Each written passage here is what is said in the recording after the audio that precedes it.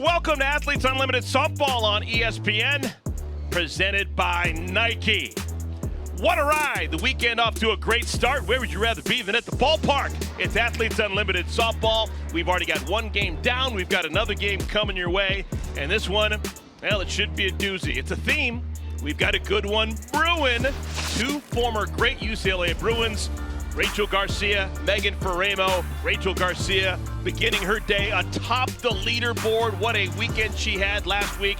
And the younger UCLA Bruin just graduating earlier this year, Megan Faraimo.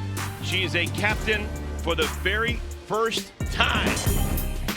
Now, this is now year number 4, Athletes Unlimited Softball. 60 of the best softball players in the world, divided 4 different ways. We keep track of everything. Innovative scoring system gives points for virtually everything you could do on the diamond.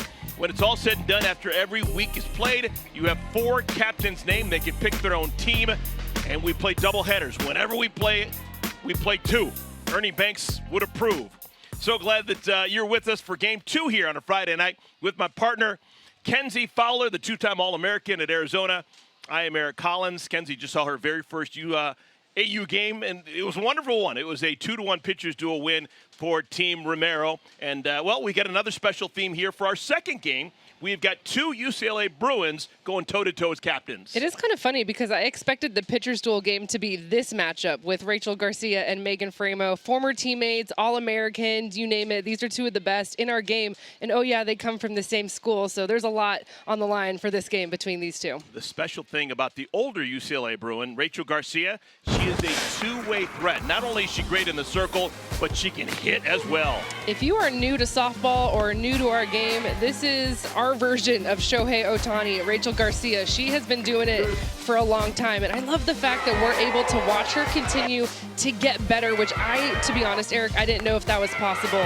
The way that she was able to come out last weekend, of course, she's the AUX champ, but this is a new season. You have a new target on your back. She's swinging the bat as well as anyone in this league, and oh yeah, she's a dominant pitcher as well. Well, Team Garcia, they're going to be the official visiting team, so they're going to bat first. So this is Rachel Garcia's lineup. She's going to start with number 1, Victoria Hayward, the first player to commit to Athletes Unlimited 4 years ago. She'll lead us off. Kelsey Harshman, Deja Mulipola didn't have a great week last week. She's due. Taylor Edwards, Garcia hits in the number 5 spot. Jessie Warren, I don't think I've ever seen her sit 6th. Followed up by Jasmine Jackson, Kaylee Clifton, and Sis Bates. Here we go. We're underway. First pitch, steamer, 69 miles per hour. Called strike 1 to Hayward. One of the most consistently excellent players, Athletes Unlimited, Victoria Hayward. There's a reason Rachel Garcia was able to draft her first and wanted to draft her first. Just so much leadership that she brings, not only her talent and her presence at the top, I mean, this is what she does. Base hit for Hayward, which is almost going to be a double. The way she runs the bases, she's going to be thinking about stealing here from the get-go. So Vic is aboard. That's a +10 for her. Let's talk a little bit more about Megan Faraimo. Megan Faraimo, she brings the heat, the righty, and this is the rookie with, you're going to have the target on your back a little bit because you come out of the gates pitching this dominant. There's going to be a lot of scouting very quickly. Who's this new rookie? What does she look like? We want to get some at-bats off of her. She brings the fire, not only with her velocity, but just her emotion and her presence. And she was really working the off-speed pitch last weekend, and we talked about that a little bit with Odyssey Alexander. That is a difference maker, and when you can throw 70 miles an hour and then just pull the string in the 50s. 9 innings and change for Faraimo last week. She is big, strong, and durable. And the curveball, that's her go-to pitch, 66 miles an hour. Will also go high, so she's very similar to Rachel Garcia. We'll just split it with the rise ball and the curveball, pound the outside part of the plate to righties, but she is not afraid to go inside to lefties, just like we saw on that pitch right there. Kelsey Harshman, I still call her KJ. She played her college ball at Wisconsin as Kelsey Jenkins.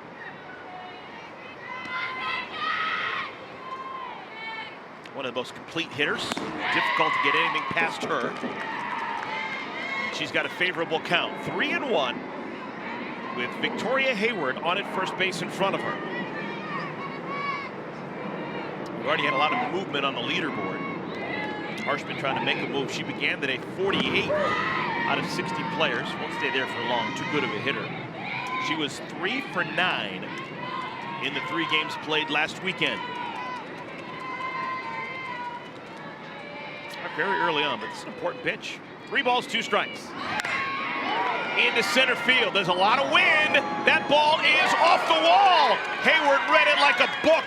Has to stop at third, though. Oh, Hayward knew exactly where that ball was going to land. I thought she'd score easily. She has to stop at third. It's a double for Harshman.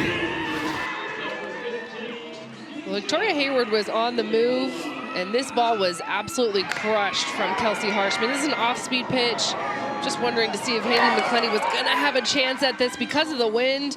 And she was on the run. She was stealing this, but she had to sit and wait to see if this ball was going to be caught from McClenny. And very fortunate for Team Faraimo. That little hesitant stop by Hayward keeps a run off the board. So the visiting team in the first game that we played earlier today, Team Zirkle, they had 1 hit the entire game. The visiting team here in the nightcap already with 2 hits, 2 batters into the game. And here is the dangerous Deja Mulipola. Infield is playing in. Woof! With the velocity that Faraimo throws it at, with how hot the bat is of Mulipola with her vicious swings, I would want to be one of these infielders. 1 ball and 1 strike to Mulipola. Last year's champion.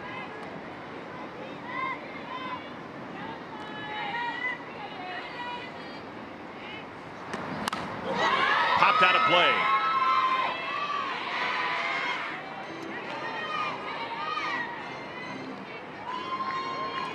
Mulipola wearing glasses. She did not wear glasses last year. It's a good look. I don't think she's doing it for fashion, right? I haven't seen her wear glasses before, but look, you and I are both sitting up here wearing glasses. If you need them, wear them. Secrets. I'm not trying to hit 69 miles an hour either. Vision is huge. 2-2. Right back to Faraimo. First out of our ball game. So Faraimo, the closest person to the batter, stood her ground and retires Mulipola. Ball is smoked.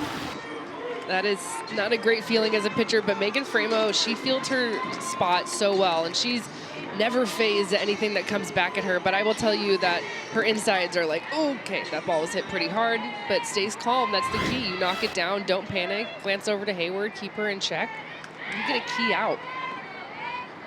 Here's Taylor Edwards. Nice block by Jordan Roberts. Edwards was 3 for 7 in her opening weekend. One of those 3 hits, a double. A couple of native Californians.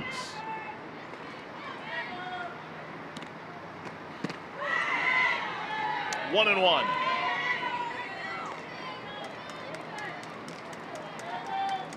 This is the second week of what will be 5 consecutive weeks of Athletes Unlimited softball.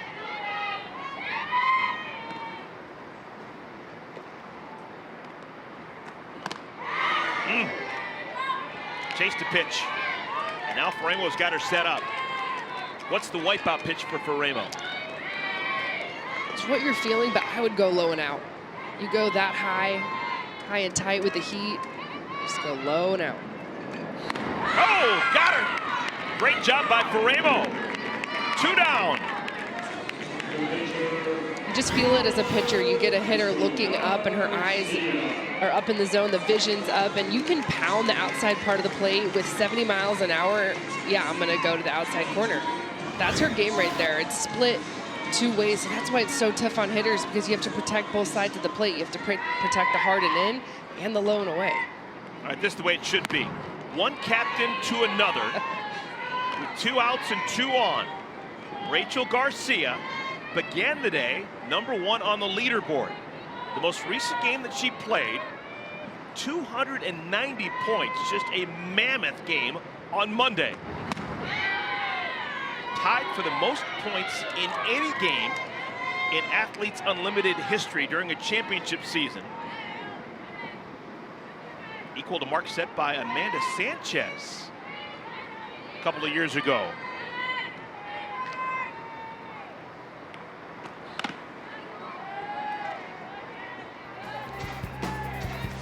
Rachel Garcia, everywhere she goes, setting history. Garcia and Amanda Sanchez, both with 290. Of course, Garcia, that was in the AUX game back in June when she had the 298.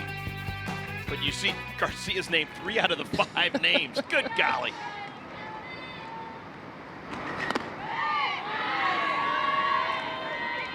We're watching her get better with the reps that she's able to get here with AU through AUX and now the championship series. It's just such a blessing, and it's such a luxury to be able to call her games, to watch her continue to get better and dominate our sport. She was the face of our sport when she was a collegiate player and the player of the year multiple years, national championship at UCLA.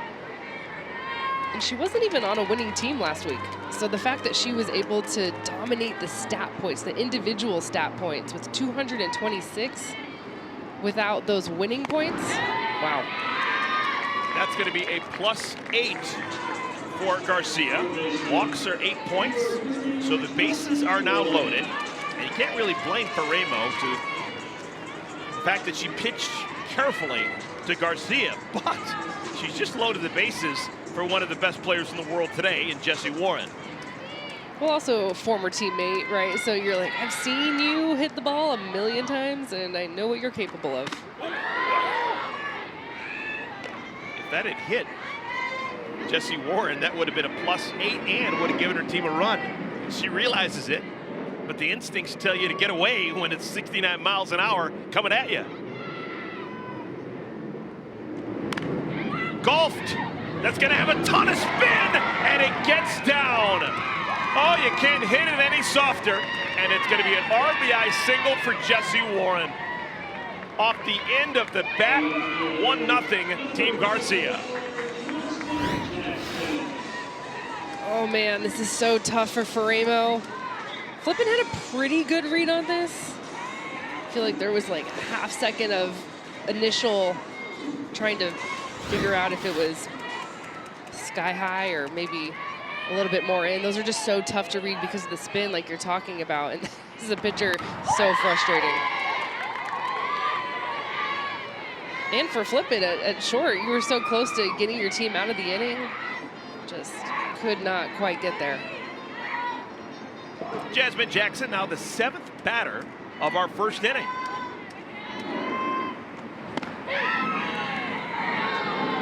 Oh, 2 to Jackson, former Cal Golden Bear. She has played in every season of Athletes Unlimited championship seasons.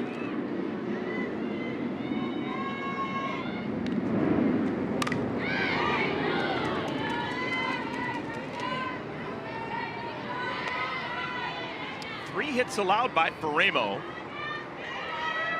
Singles by Hayward and Warren, the double by Harshman. She also walked Garcia.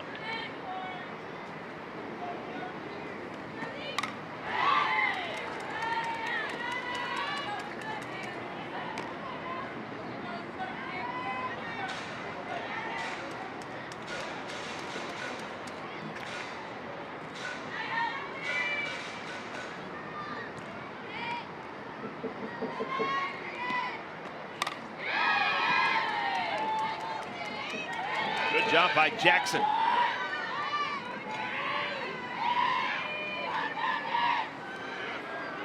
It's 3 straight backdoor curves on the outside part of the plate to Jackson.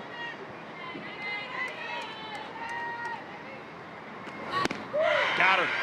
That was the backdoor curve. That was 69 miles an hour, a steamer that just froze Jackson. But a run does score. RBI base hit for Jessie Warren. 1-0 lead for Team Garcia.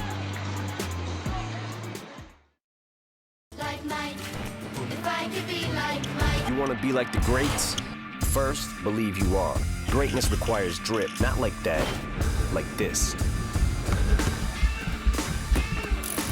The greats aren't afraid to fail. They're fueled by it. Trophies require greatness, but greatness doesn't require trophies. Because greatness isn't about what you've done, it's about what you do next.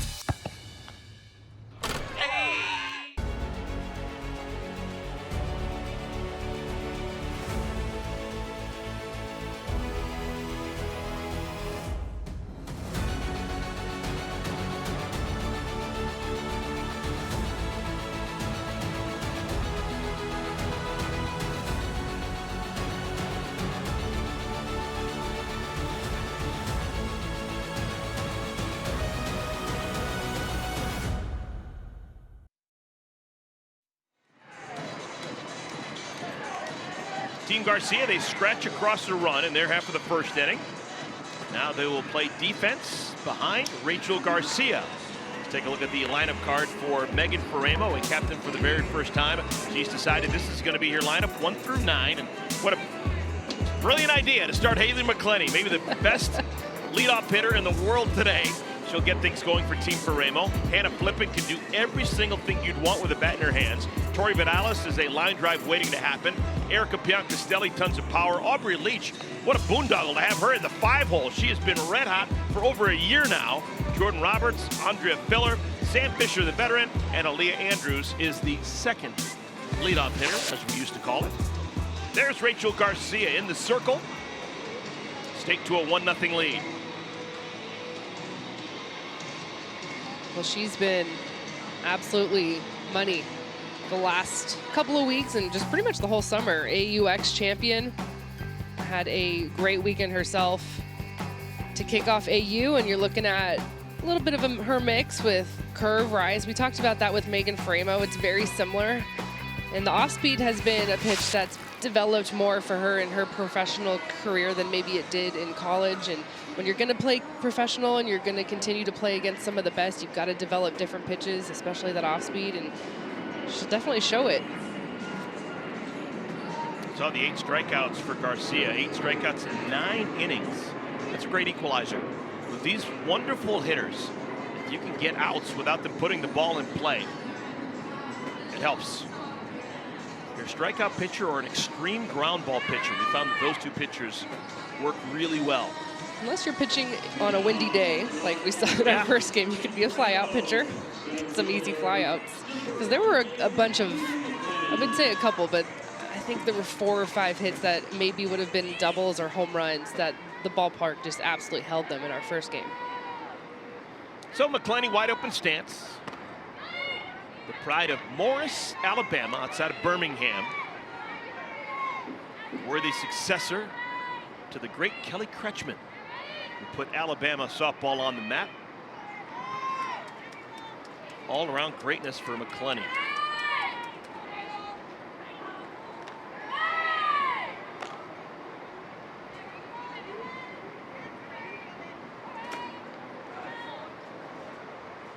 McClenny, Flippin, and Vidalis batting in the first inning. I'm just going to say, this is a matchup where I just kind of have to sit back and take it in for a second. Like you're talking about greatness in McClenny and then greatness in Garcia. This is the best of the best. World-class hitter and then an elite pitcher that has been dominating this summer. Just going to take this at bat and watch these two compete.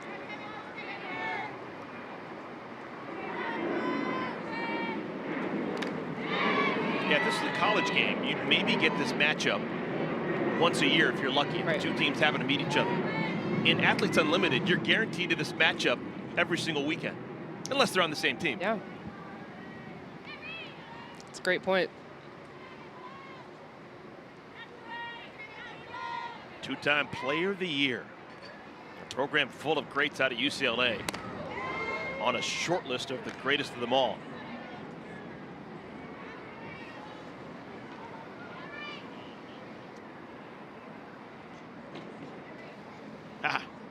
Garcia just came in and having a chat with McClenny. As a pitcher, there's a lot of pride in making sure that hitters know we have the ability to hit our spots. And so she just wants to make sure, like, hey, like something happened with my finger. I think she was pointing to her hand. Like, I'm not really that wild. I'm not going to hit you.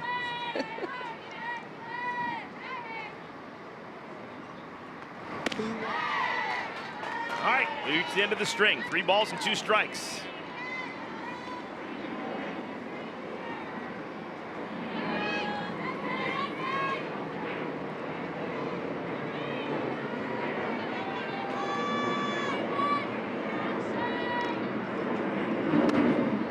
McClenny wins that mini battle.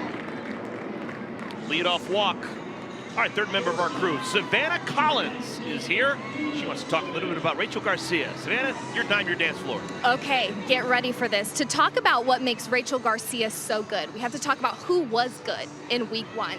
So we're going to talk about who went 2-1, Team McClenny and Team Denham. So they dominated the win point category. In fact, spots 1 all the way to number 30 on the leaderboard are from last week's blue squad and last week's orange squad. Then you have Sierra Romero. She's a captain. She was the real MVP last week with 100 MVP points. So this is where it gets crazy. Remember how I said 1 through 30 was all from the blue and orange teams? There's one exception. It's Rachel Garcia. Here's why. She dominated stat points. Now we know Rachel is going to get it done with her arm. She had 88 points from her pitching outings. She's known for that. She can get it done in the circle. But here is what makes her a star. It's her hitting, and her bat is on fire. Think about it. One of the best pitchers in the league is also the batter with the highest slugging percentage right now. She had 2 home runs, 2 doubles, and that was the difference maker. These 88 points, it's about average for most pitchers who are doing well in this league right now, but 138 stat points from her at-bats are the difference makers. It's why she's number 1, and it's why Rachel Garcia is in a category all of her own here at Athletes Unlimited. Savannah, you were in a category all by yourself with that. That was props. That was magnificently explained. Fantastic stuff. I was going to say, that's some of your best work, if not your best work. And anytime you can help me out with math with emojis, I'm here for it. So I was following when she got the hearts up and then the arm flex, the fire emoji. That's when it really clicked. So thank you for breaking that down so well. Absolutely. And I think what fans need to understand is, yes, when you look at a box score, Rachel Garcia is a star. But when you put her in this Athletes Unlimited scoring system, that is when she is at the next level. She is the athlete to beat, not only this week, but every week when she can do these 2 things at the same time. Savannah Collins, after a report like that, I wish we were related. That is brilliant. Great stuff. All right, first out here in our bottom of the first inning, Hannah Flippin strikes out. So this is TV Tori Vidalis. And right now, humping it up there is Rachel Garcia, 68 miles per hour. 2 balls and a strike to TV Tori. Well, the report had all the fun things, but I really hope the message sticks with people about what Savannah's talking about and the point differential, because you should be going up the leaderboard if you're on winning teams. And yes, we do see that. That's what we're going to see in the first game with that 110-point swing for Team Romero. There's definitely going to be some movement on that leaderboard. But then very quietly, Rachel Garcia is just kind of providing those points all by herself, which, man, if she gets on a winning team, it's almost a wrap.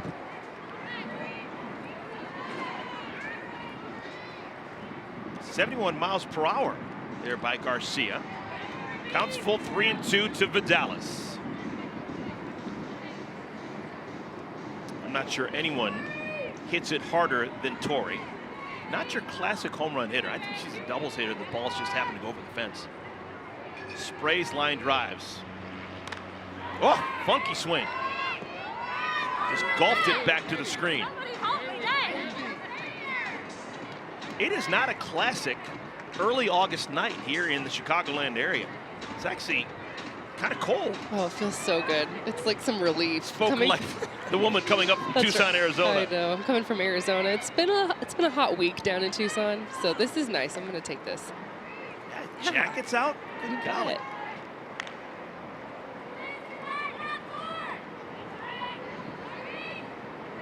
Another 3-2 pitch.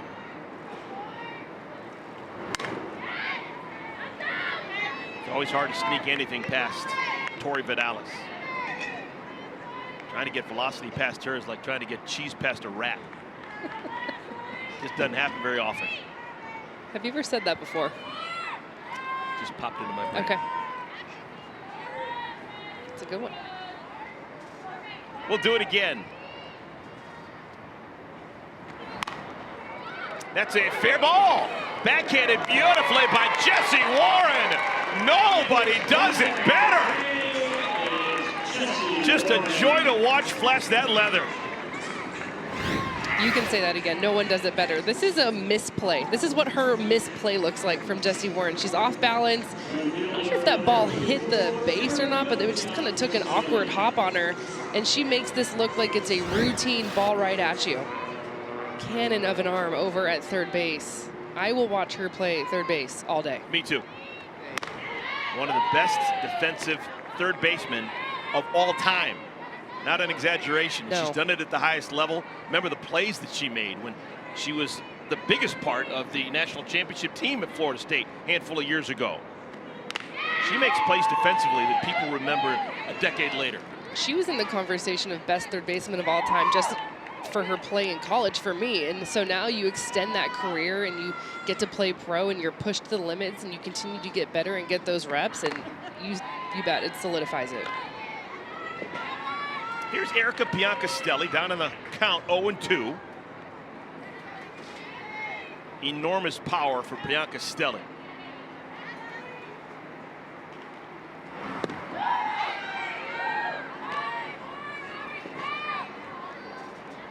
Biancastelli playing out in right field today. For years we've seen her behind the plate, but just so versatile. A lot of different options for captains to deploy her. You're always going to put her right in the middle of your lineup. Rachel Garcia strikes out Biancastelli, and Team Garcia an early 10 points. They've won the first inning.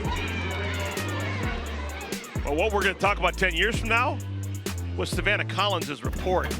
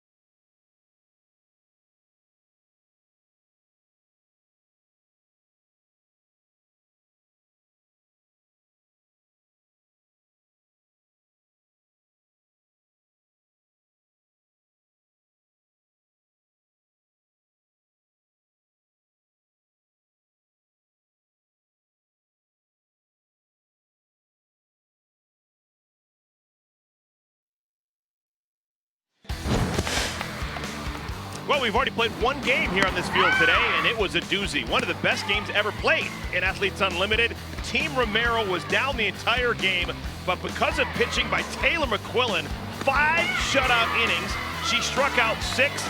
They stayed alive until the bottom of the 7th inning when they won, courtesy of Bubba Nichols and her 2-run double. Bubba Nichols with the walk-off. She gets the first MVP, that's a plus 60. But Taylor McQuillin, who was absolute nails, she gets the second MVP. That's a plus 40 for her. Big statistical day. And Kelsey Stewart-Hunter, she is the MVP 3 with 2 singles and the game-winning run scored. Our star in the stands is the left-hander from Tucson, Taylor McQuillin. Taylor, thanks for joining us. What a ball game. That was so much fun to watch. Oh my gosh, it was so exciting. Thank y'all for having me. First off, that's what I should have started with. But our game was so exciting, man. Our team is so cool. I'm so happy to be a part of Team Romero this year, or this week at least. So I'm excited. Talk to us about that game. I mean, it was a pitcher's duel and going back and forth. There was only 1 run in the first inning. What were you guys talking about in the dugout to kind of keep you guys in it? I mean, the pitchers out here are great. They're going to put some zeros on the board, and that's their job. That's our job. So for our hitters, it's just trying to put pieces together, see what we can do. And I don't think there was ever a time in our dugout where we felt like we had pressure or we had to execute. We knew it was just going to happen and it was going to start flowing. And that's the special thing about our team. I think that we were just kind of level-headed the whole time. We weren't under, we weren't too high. And so going into that last inning, we felt really calm, cool, and collected. And I think that's what really helped us execute in that bottom of the seventh inning. It wasn't until I looked at the box score at the end of the game I realized that you and Odyssey combined for a one-hitter. You had 5 no-hit innings. Odyssey had just 1 hit allowed in her 2 innings. That was just incredible against some of the best hitters in the world. Oh my gosh, these hitters are so good. I mean, we talk about it all the time as pitchers. These are the best hitters that you're going to see. But man, Odyssey's just going out there and doing her thing, you know. And for me this week, my job was to today come in and relieve Odyssey and keep us in a game. And you know, I mean, she did well, and she did well last week too. So she's rolling through. Huge kudos to her. But I wouldn't have been successful as I was today without Seychelle Palacios behind the plate. That girl put in some major work today with me, and it's been a while since we've called the game together. So it was super exciting, and I'm just so grateful that she was back there with me today. Into center field off the bat of Clifton, sinking. That's where fly balls go to die. Taylor McClenny's glove. All right, Taylor, I notice everything. And something I notice right now, you're holding the microphone with your moneymaker. It's in your left hand. I would have thought that after 5 no-hit innings, after bringing it up there 70, 71, that maybe you'd be a little bit tired, but you're no worse for the wear. Do you ice your arm after performance, or what do you do to kind of make sure that you're ready for the next game? Yeah, you know, I think during the game, a huge thing is as pitchers we get really big traps, really tight tension in our shoulders. So that's been something I've been working through a little bit. And so for me, just having the great staff, athletic training staff that we have, making sure I'm putting on heat in between every inning, staying loose, letting the muscles kind of de-inflame themselves a little bit. And so after the game, just getting some ice on it, relaxing a bit, and hanging out with some pretty cool people in the stands right now. Taylor, I have a question that I've been curious about. I don't know if you want to give away secrets, but just because you guys switch rosters every single week and the pitchers have to be familiar with so many different catchers and vice versa, how do you guys do signals? Do you guys keep the same signals throughout every single week? Yeah, so we have universal signs, and they get announced like within the first 4 or 5 days that we're here. All 60 athletes are aware of them. We don't change them because there's too much going on with catchers and pitchers switching week to week. So we have a trust the runners on base type of deal, and it helps us a lot to be successful. So it makes the catchers' lives easier, our lives easier, and I think that's what's important. And Taylor, my last question. Why did you choose to sit there amongst those young fans? I think for the young fans, we've just been out here hanging out, talking, and I asked them the first question. I said, okay, so who are we rooting for? And we got some team purples, we got some team golds. I asked why. We have a lot of Sis Bates fans in the stands for team gold today. And then I asked for purple. They're a huge fan of Meg out there in the circle, and they were super excited to see the UCLA versus UCLA matchup tonight. So we'll see what happens, but hopefully it stays this exciting. Taylor, thank you for your time. No one likes watching your energy and your joy more than me. Thank you for a wonderful outing today. Oh, awesome. Thank you, guys. I appreciate it. 5 no-hit innings and a win for Taylor McQuillin. MVP 2 in our first game. Good to see you guys soon. All right, we've made it to the top of the order. There are 2 outs. Clifton and Sis Bates retired by Faraimo. Victoria Hayward singled and scored an inning ago. Down the left field line, making the play, Aaliyah Andrews got a great jump. What's new? And the side is retired. 1-2-3. This is what she does. She covers ground. This is not an easy play. She runs it down so easily. I know her sister's in attendance, and she's got to like that one as well.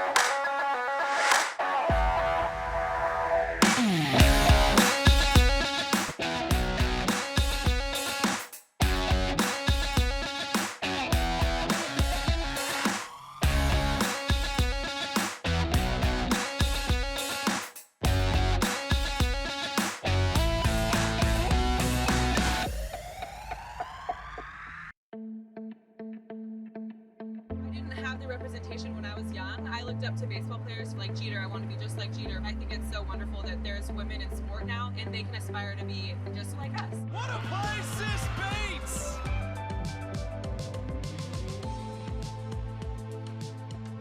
You give little girls a hope and a dream that, hey, maybe that can be me. Oh my goodness! Called strike 3.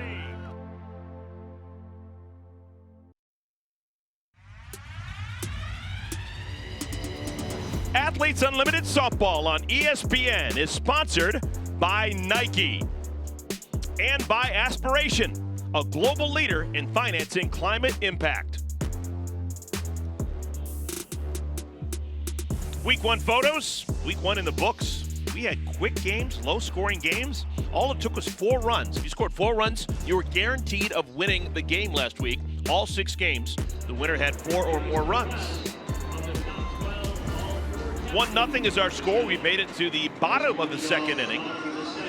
Team Garcia, very first batter of the game. Victoria Hayward got on and eventually scored. And that's why we have a 1-0 score. Aubrey Leach will be followed by Jordan Roberts and Andrea Filler batting against Rachel Garcia. Leach is hitting in the 5-hole. Does a player like Leach, who has been just unbelievable starting last year with her performance during the championship season, continuing at 3 AUX, normally we see her hitting 1, hitting 2. When she's hitting the 5-hole, does she think differently? Does she act differently?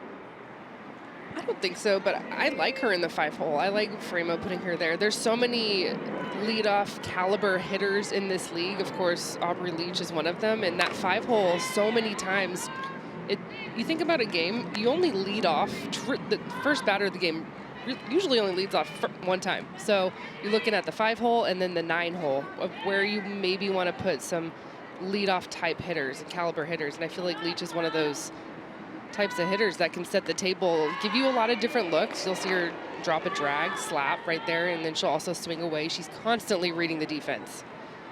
And you love that to lead off an inning.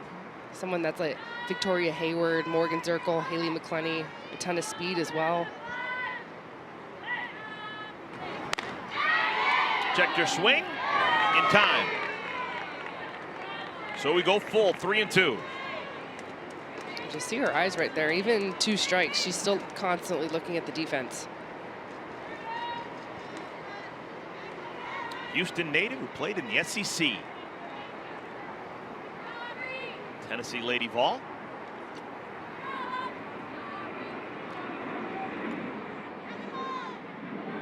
Three balls and 2 strikes.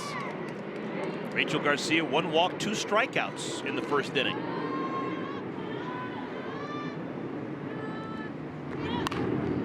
Softly hit. Sis Bates. No one gets rid of it quicker than Sis.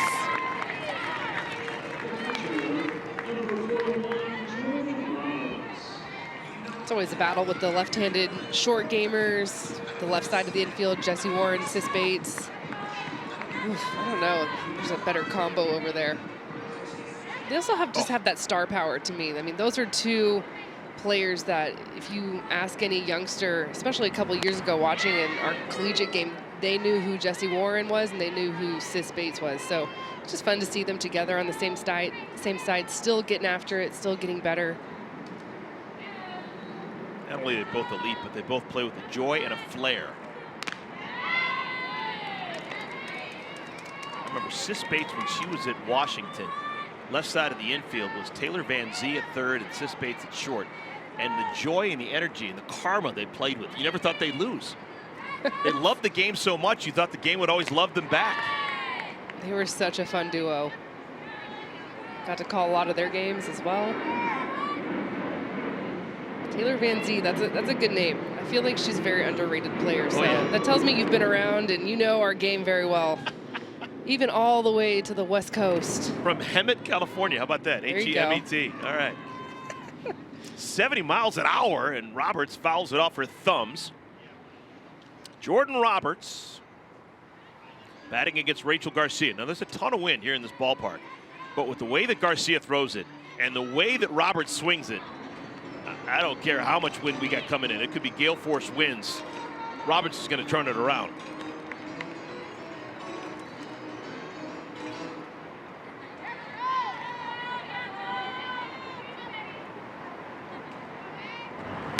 Oh my! Garcia has now struck out 3 of the first 6 batters she's faced. This is just as good a curveball as you're going to see. It's so pretty. This is 70 miles an hour. You see that spin. You can, even in slow motion, even live, you can see the break that she puts on that curve.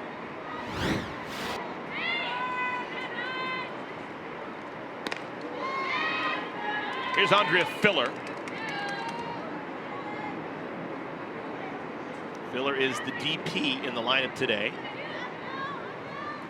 Midwesterner to the core, Fort Wayne, that's northeast Indiana, and played collegiately in Evanston, Illinois, probably about 12, 15 miles away, playing for Northwestern Wildcats, the school that produced Tammy Williams.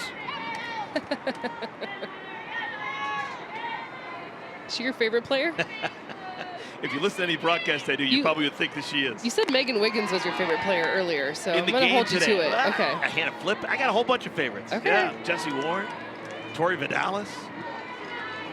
I can keep going on. There's a certain theme. People who play with joy and energy and love the game. I got you. Filler takes a called strike. I almost said Fernandez painting. I was thinking Lisa Fernandez when I was looking at Rachel Garcia. Wow.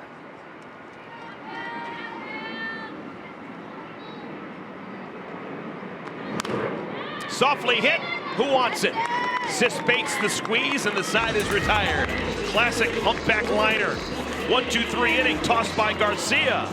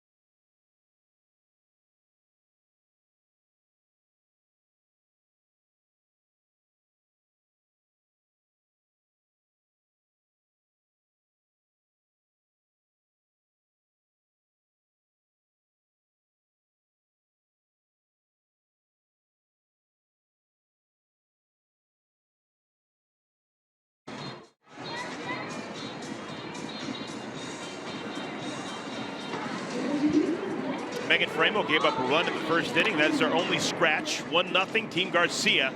As we play the top of the third, let's go into the game with Air National Guard and hear from first-time captain Megan Faraimo. Can you scream at me on a bunt?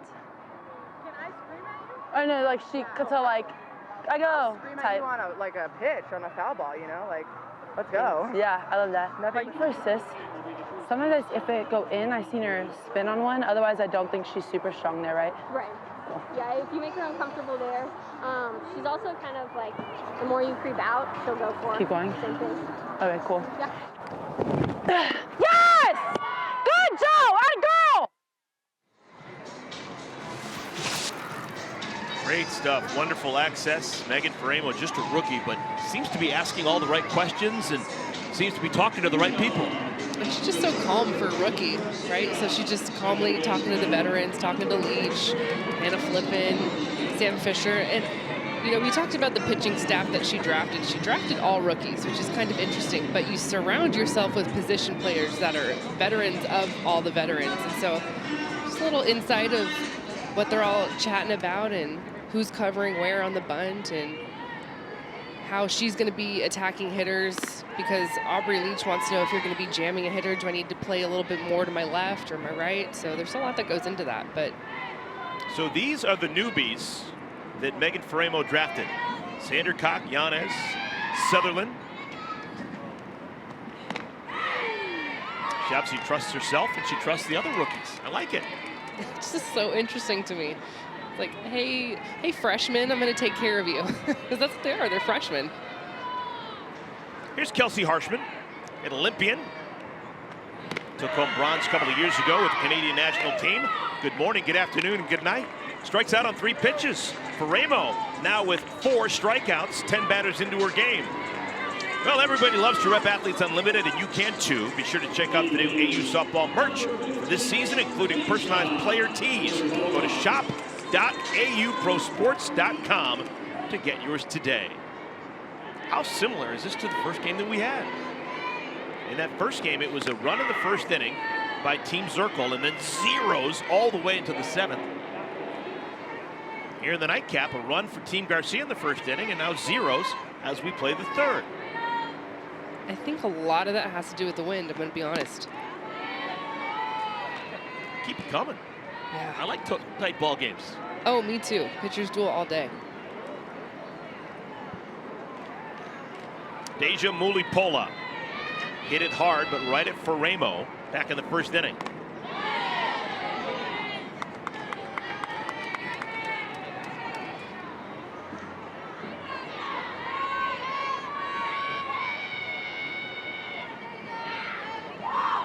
Last year's champion. Popped up. Wind's going to make this difficult. And out of play.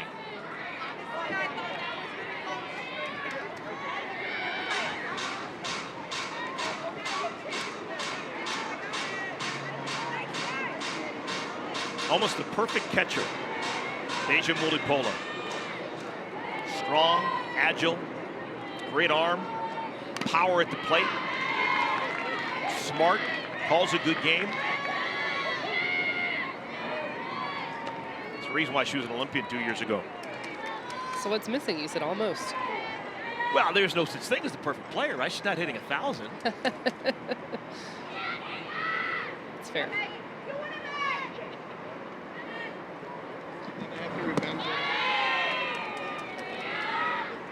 Two balls and 2 strikes. It's so true. She's a 5-tool player. She has the ability, I don't know if anybody knows this, but she can steal bases incredibly fast.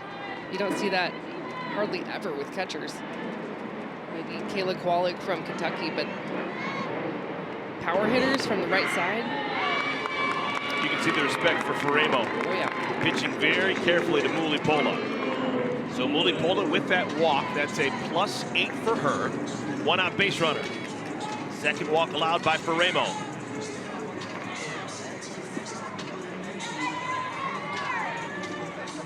Here's Taylor Edwards.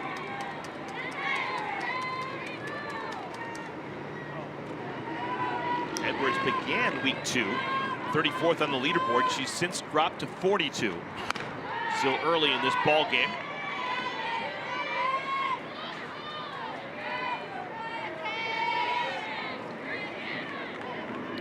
Taylor Edwards had the distinction of playing in 2 different conferences during her 4-year window, and she did it without transferring. She started her college experience in the Big 12 with the Nebraska Cornhuskers, and then Nebraska went to the Big 10, and she finished off her college experience in the Big 10. Are you leading us into a certain conversation? Wow. Crazy day in college athletics. Wild. I mean, we were starting to prep and went to go get lunch when things were breaking, but I mean, I had to get my notes and get here, and it was my first time here, so I don't have time to just sit and scroll on Twitter or whatever social media, check the ESPN app, you name it. So I'm getting some live updates via the husband and Oregon and Washington to the Big 10. To the Big 10. That is crazy. Sounds like there might be more coming. I don't know, but we're here focusing on softball while the world is just rotating and moving, and there's nothing we can do about it. Your alma mater, Arizona, that's a foul ball, along with Arizona State and Utah, set to join the Big 12. Official. Is that what it says? That's what I was just handed. Wow.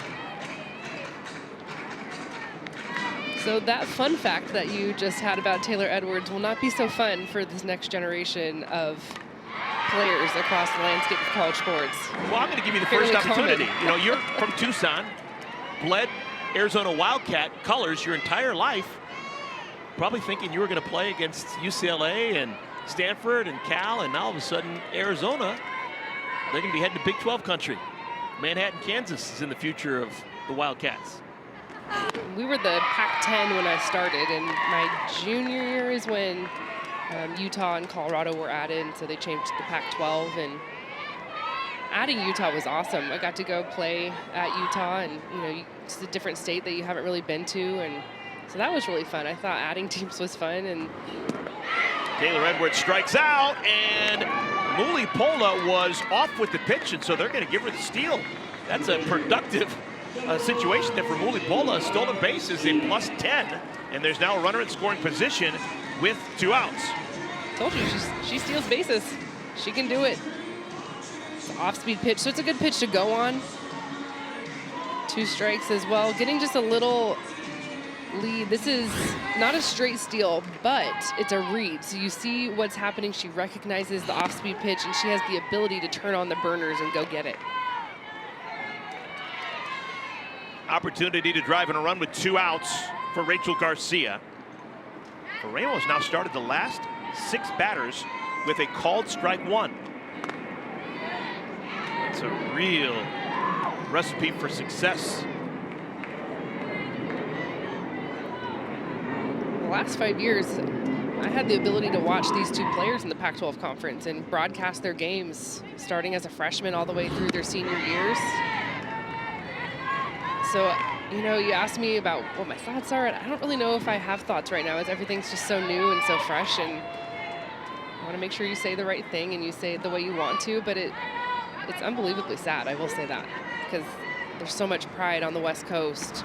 UCLA, Arizona, of course, UCLA goes to the Big Ten. Now it looks like Arizona's going to follow in their footsteps, Washington and Oregon. I don't know. I don't really know what to think about it, because I think of my memories playing at Arizona, playing in the Pac-12, traveling to Oregon. There's so many memories there. Why you choose to go to the Pac-12. Fly ball to center field. McClenny makes the play. Okay. Another scoreless inning tossed by Faraimo. Team Garcia leads, though, 1-0.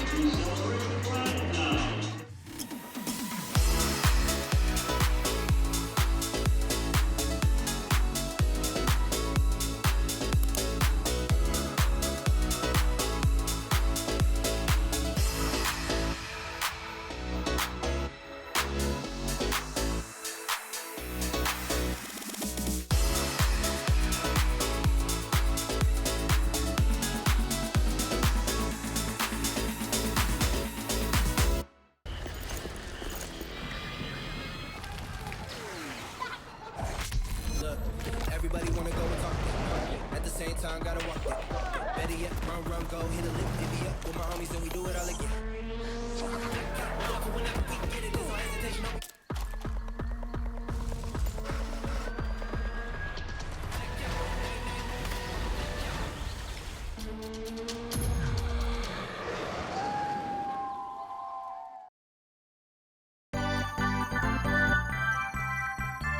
Aubrey Leach here. We're at Wrigley Field, and I'm going to be throwing out the first pitch of the Cubs game. Really a dream come true to be out here. Never been to Wrigley Field before, but I've always wanted to, and especially when they're honoring the All-American Girls Professional Baseball League on the same night is just a dream come true. Let me hear ya! Score is 1, 2, 3 strikes, you're out at the old ball game! Let's get the run!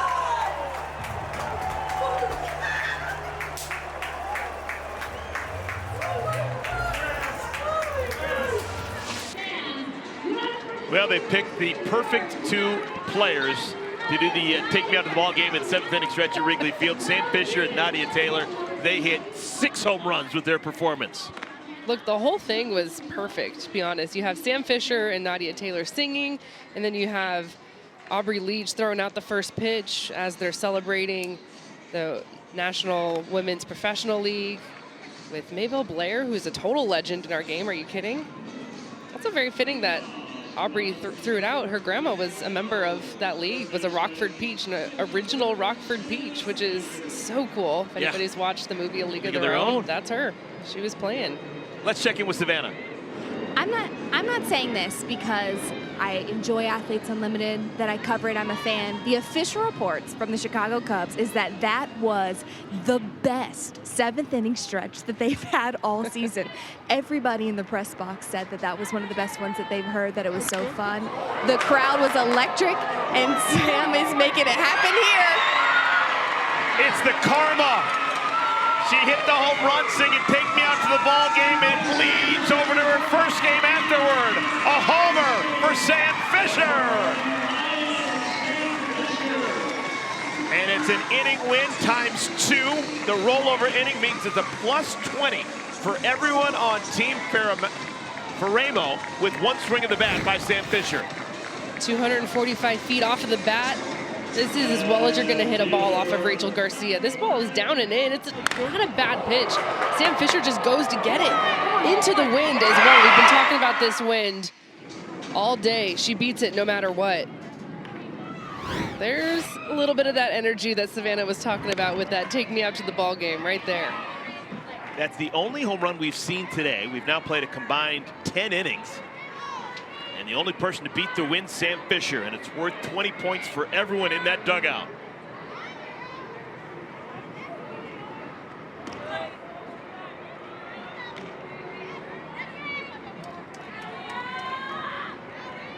Good softball karma working for Sam Fisher.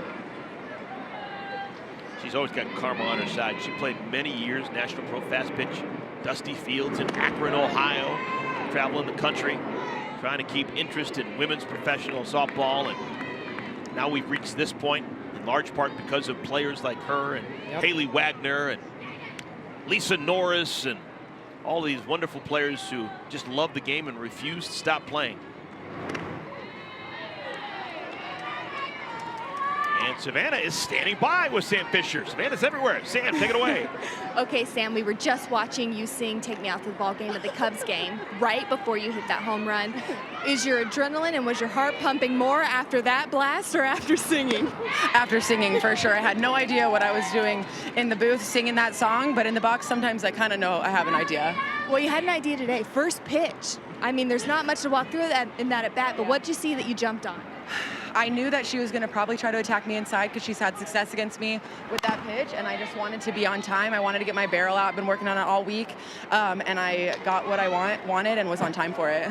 You're our first home run we've seen today. This wind has had a big impact on these games. You had to give it a little extra oomph to get it out of there today? Yeah, I really screamed when I swung my bat. I'm not going to lie, but yeah, it worked. Thank you, Sam. Appreciate it. Thank you. So we're tied at 1, bottom of the 3rd inning. 3 balls, 2 strikes to Andrews. Don't want to walk her. Chopper foul. Now we're doing it all weekend long. 2 games tomorrow, 2 games on Sunday.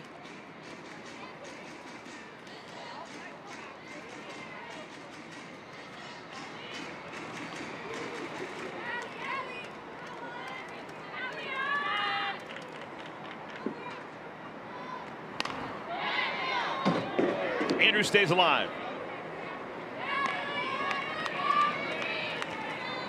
I feel like I would like to put in requests to mic up Sam Fisher at all times. I just feel like she always has something to say. She's always got the good scoop, keeps it light. I like the fact that she finished at Loyola Marymount, what, 10 years ago, and she still has LMU on her glove. Yep, you can see it right there. Still got the LMU. Reppin', the greatest to ever play softball at Loyola Marymount. Oh, you bet. I wonder if that's an old glove or you would hope that it's a newer glove because she's been in the league for so long. So I think that's important that LMU continues to take care of her and, you know, showcase that pride. It's all about, you know, the brand, and she is LMU. That's her, and she's the brand walking embodiment of what a mid-major stands for, and how you can play at the highest level, play on Team USA, and come from anywhere in the country, no matter what conference you're in. You got to be able to play, but it also helps too when people want to have you on your team because you elevate everyone else with your attitude and the way that you play the game. Sis Bates throws out McClenny by a half step. We should call Sis Bates half step. When she throws everyone out, she knows the speed of the runner and she knows her arm strength, and every play at first, she gets them by a half step. You're exactly right. It's so funny that way.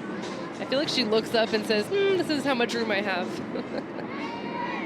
She makes the play, though. That's the key. It's like a clinic watching her. Hannah Flippin's going to try the wrong person. Bad idea, Hannah. Hit it someone else next time. Jessie Warren doesn't make any mistakes.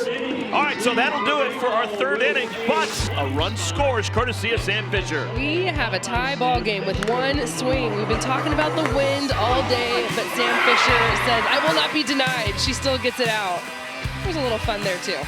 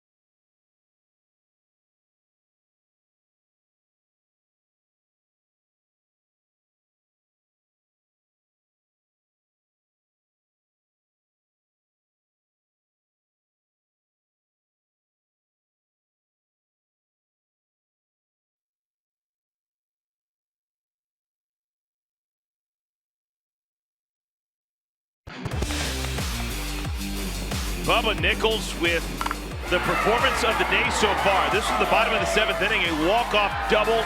That one swing of the bat netted her 190 points. Most points ever scored in a game in AU championship season, 290. She got 190, one swing of the bat. Just incredible. It had been a 1-0 deficit for Team Romero. They ended up winning it 2-1 because of the walk-off double. And here is your leaderboard as it has been updated. Bubba Nichols is now in the 9-hole. She began the day 40th. She jumped up 31 spots with one game. When you go 3 for 3 and you're on base 4 times in a game like that, you deserve it. Absolutely. And the captain, Sierra Romero, is now in first, even though she went 0 for 2 and hit into a double play. Yeah, but she drafted Bubba Nichols, so you get points for being smart. Kenzie Fowler, you have figured out Athletes Unlimited softball. You are rocking and rolling. Here's Jessie Warren.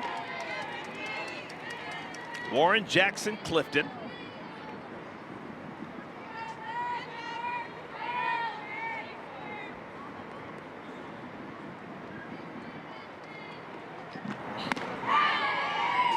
Faraimo dealing.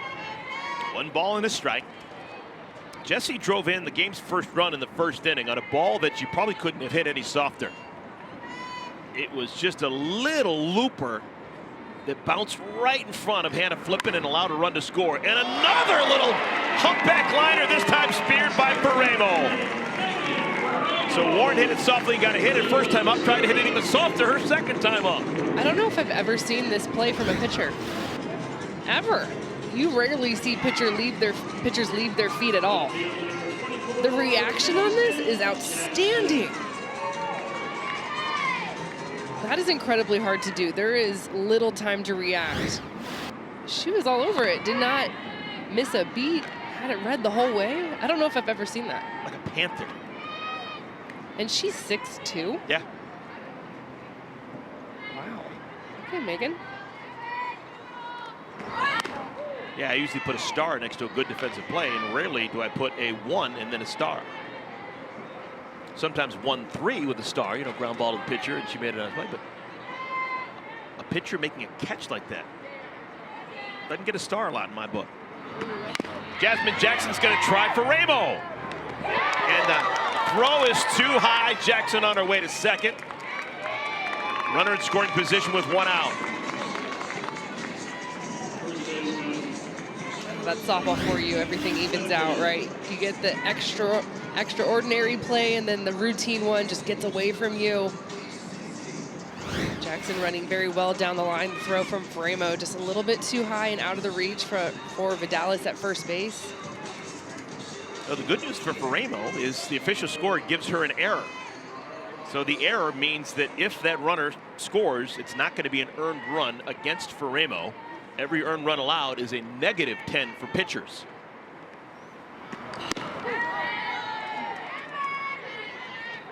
Here's Kaylee Clifton. 4th year with Athletes Unlimited for Clifton.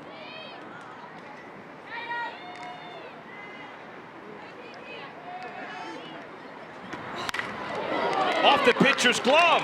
Does Leach have enough arm? She does! Great play by Aubrey Leach to hang with it. 2 down.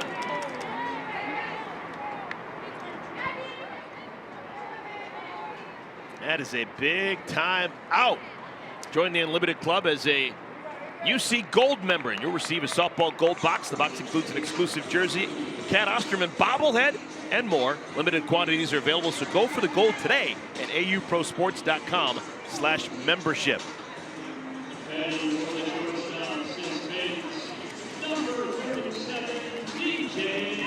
All right, we're going to have a pinch hitter come off the bench for Team Garcia. Veteran from Columbus, Mississippi, DJ Sanders. So Sanders is going to hit for Sis Bates with 2 outs and a runner on at third.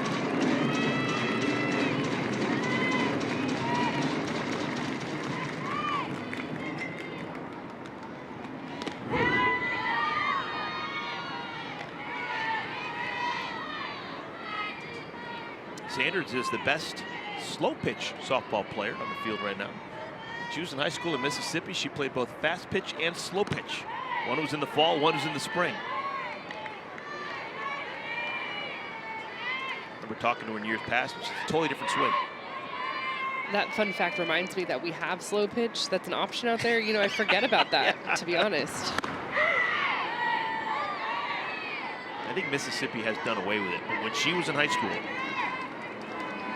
Marisa Myers, also a very good player over the years. She's from Mississippi. She played slow pitch as well as a high schooler in the Magnolia State. I think Oklahoma still has it, if I'm correct. Maybe they've gotten rid of it in the last year or so, but if anyone wants to let me know. Last I remember, Oklahoma did play slow pitch. My mother used to play 6-on-6 basketball. It's actually 3-on-3, but you weren't allowed to cross half court. Oh, okay. Yeah. Way too far to run. No way, you stop at half court. That's what I would do, because that's where basketball got me, was the running. Great job by Faraimo. She strikes out the pinch hitter, DJ Sanders, and she leaves Jasmine Jackson on at third. Another 0 put on the board for Faraimo.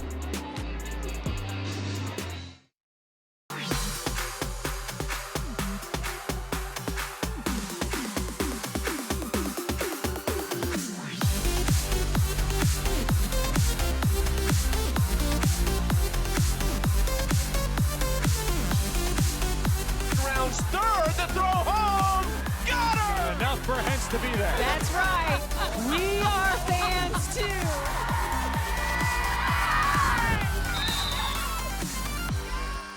Like Mike, if I could be like Mike. You want to be like the greats? First, believe you are. Greatness requires drip, not like that, like this. The greats aren't afraid to fail. They're fueled by it. Trophies require greatness, but greatness doesn't require trophies. Because greatness isn't about what you've done. It's about what you do next.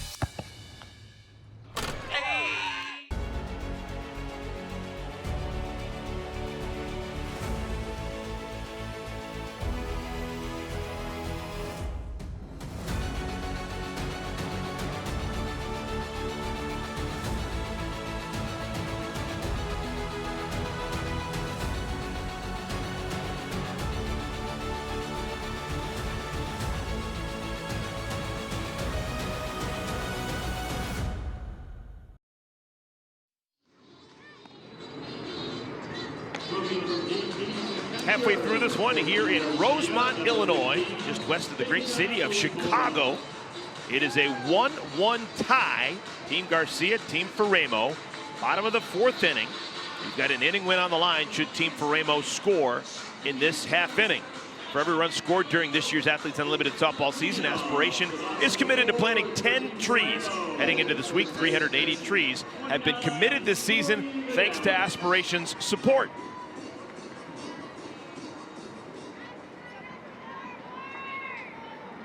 Rachel Garcia throwing to TV Tori Vidalis.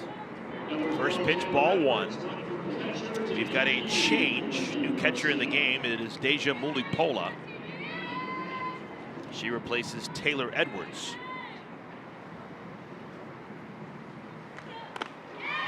Kenzie Fowler, as a pitcher, would it make a difference to you if your catcher that you're looking at got switched in the middle of the game? Yes, absolutely. And what they're calling. And just kind of the pace that you're setting. Of course, it's the pitcher's duel here, and Garcia is really rolling outside of the one swing from Sam Fisher. She's had a lot of weak contact like that. Of course, the strikeouts as well. But I looked at that roster when she drafted and the rosters came out, and I said Taylor Edwards and Deja on the same team. You know, it's just so interesting because they're two different catchers and they're so good. Two hitters that can hit it. Yeah, a lot of different options. All right, we're gonna have a chair chat. Aaliyah Andrews is with us. Aaliyah, what's going on? Nothing. Little humpback liner. Jesse Warren makes the play. I want to ask you, you've obviously been in this league for a while and you've done a lot of different things, played in different spots, but you're a Floridian, true to your core. What's it like? It's a little cold out here, isn't it, for you? It's not too bad right now, but at AUX, there was one weekend where I was dying. I think they put me on TV, like literally shivering in the outfield. But yes, I'm a Floridian to my core. I am cold if it's below 70, so yeah. Well, Aaliyah, we do have 2 outs here, so hopefully we can chat with you a little bit longer. But I'm just curious, after week 1 to week 2, what's the schedule like for you guys? What's the off days, Monday through Wednesday, or Thursday, really? Well, this week we get to go to North Carolina for the Little League World Series, so that's so exciting. I think we're also excited for that, for the little trip. We've never, obviously our home base is here and we don't leave here, so to go play somewhere else and in front of so many Little Leaguers and other fans is going to be super exciting. So that's what this week looks like. But then after that, yeah, it's just, you kind of get in the groove and it starts rolling and you get like one off day. We have one off day a week and yeah, just practicing and playing, and you get in a groove after like week 2, I think. I heard your sister AJ's in town. Is that true? She's here. What's she up to these days? Wonderful player in her own right. Yeah, she's literally doing everything. She is all over the country, every day, a different place. But she's hosting, working for MLB Network, and doing some broadcasting. So she is killing it. She's amazing. My role model, of course. So great. Who's the better defensive outfielder between you two? Hardest question of the year. Yeah, it is. And I will never answer that. Why not? Oh my gosh, I have a sister. I would be like me. No, we're like the opposite. We're like, listen, if everybody asks us like who's faster, and we both are like, who knows? Like, we don't know. Even though I can say from our LSU strength and conditioning coach that she said it was me. But that's all I go off of. Hey, that's facts. That's facts for sure. Well, that's nice. Keeping it civil. You know, you want to help each other out, promote each other. I think she knows she's on TV right now. Does she? Who likes to be on TV more, you or her? Her. She's built for the camera, for sure. Oh, that's so great. Yeah. How are you guys different? We're different in so many ways, but the same in so many ways. Yeah. And people tell us that all the time. It's like, we're so different as people, but all our mannerisms are the same. Like the way that we do things are exactly the same.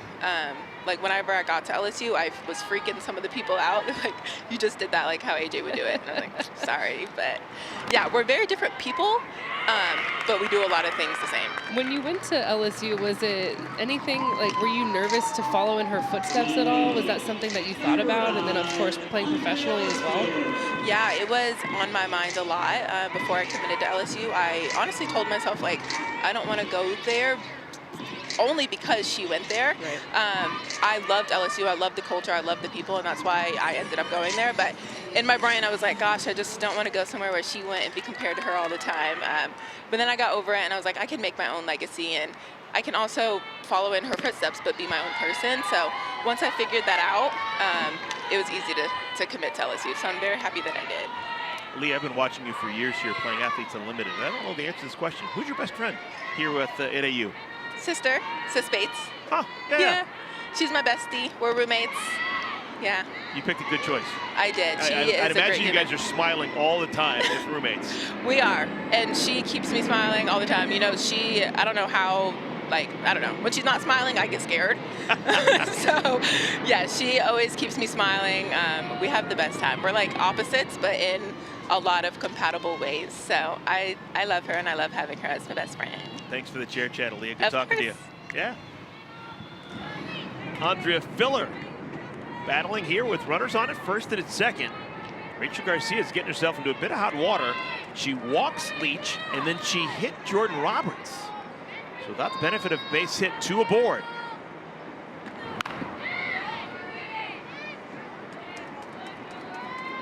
.71 miles per hour on that pitch by Garcia. 69 pitches into our game. I've watched a lot of Rachel Garcia over the years, and I've never been able to discern her getting tired. Like, that just doesn't happen. She's an absolute workhorse. That is caught! Enveloped by Harshman at second, and the side is retired. Good defensive play by the second sacker, and another 0 put on the board for Garcia. 2 runners on base. Really, the first real threat we've seen is squashed with a line drive and a good catch over at second base by Kelsey Harshman.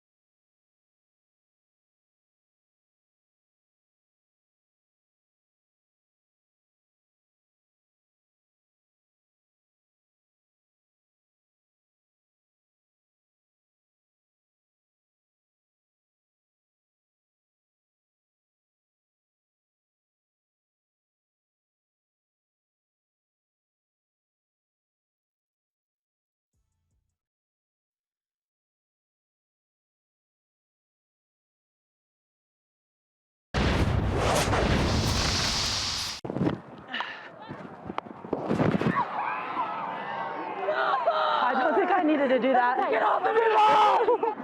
That was so extra. Oh my God. Bro, oh my God. Here we go. Okay, when I pitched to her, I got her on curveball, and I got her on changeup, and she looked under to me. Is that right? Yeah. Okay, another game. Okay, so what do you want to do right now? What are you thinking? I'll follow whatever. Let's see her. Okay, let's see it. Yes! Let's go! Yes! 2 players who are legends in Westwood. UCLA Bruin All-Americans Rachel Garcia, Megan Faraimo, the captains for tonight's game, and they both have walked the walk.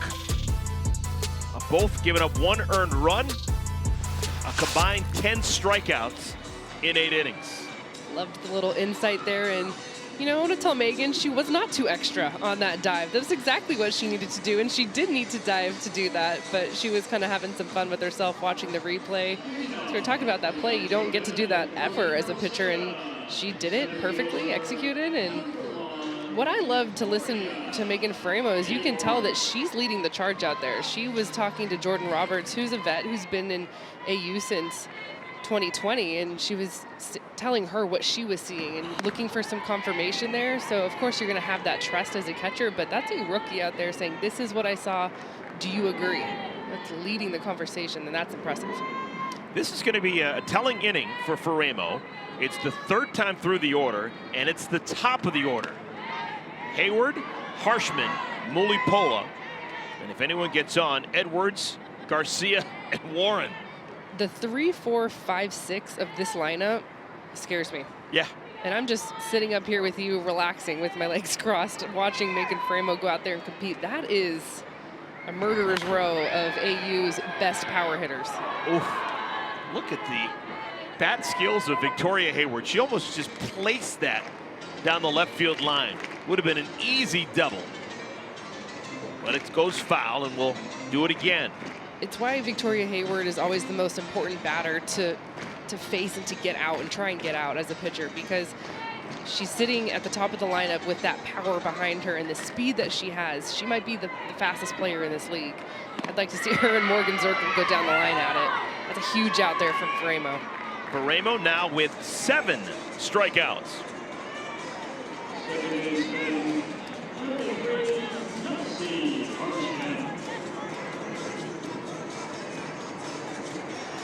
So next in line, Kelsey Harshman.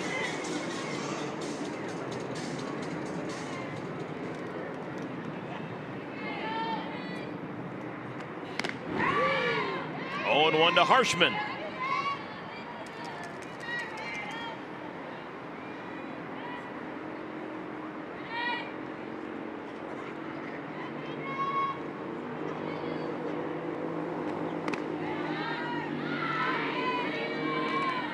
Harshman playing collegiately in the Big Ten.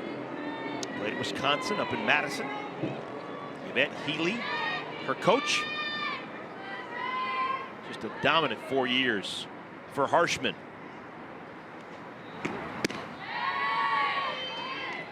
Oof.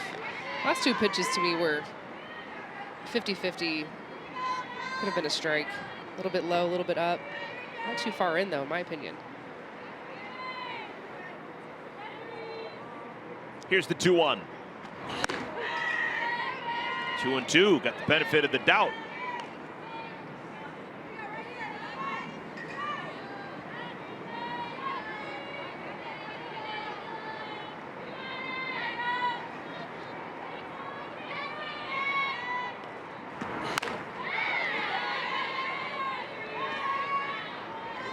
Really seen a ton of off-speed pitches from Faraimo, but it's because she hasn't needed it. I feel like it's a pitch for her that she's going to hold in her pocket until the offense starts to make some adjustments or she sees some holes and some hitter swings. It's just a luxury that if you have a pitch to save in the last 3 innings, you can absolutely do that. We just haven't seen her go to it. Just curious, from a pitcher's perspective, Kenzie Fowler, do you see any similarities between Faraimo and Rachel Garcia? Oh yeah, they are very similar.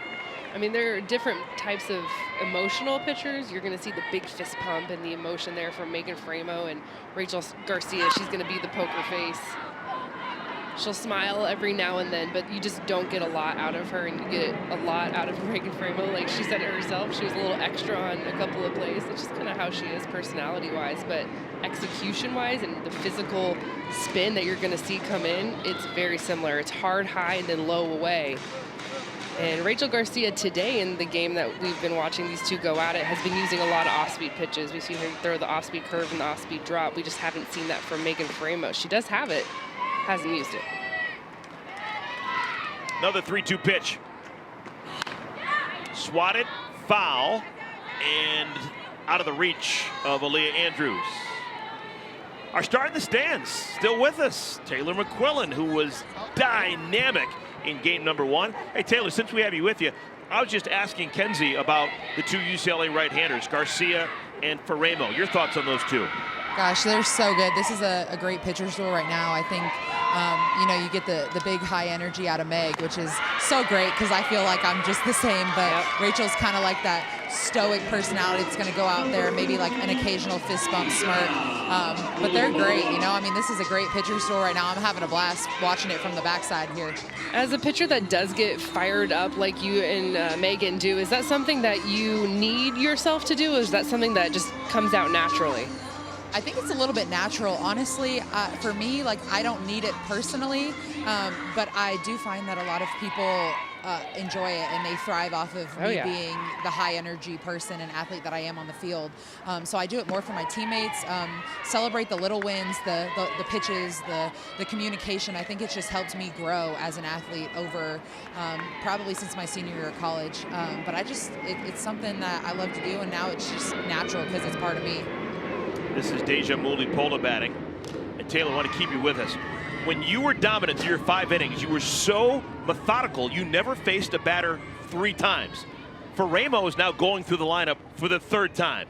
This is the 3rd time Mulipola has seen her.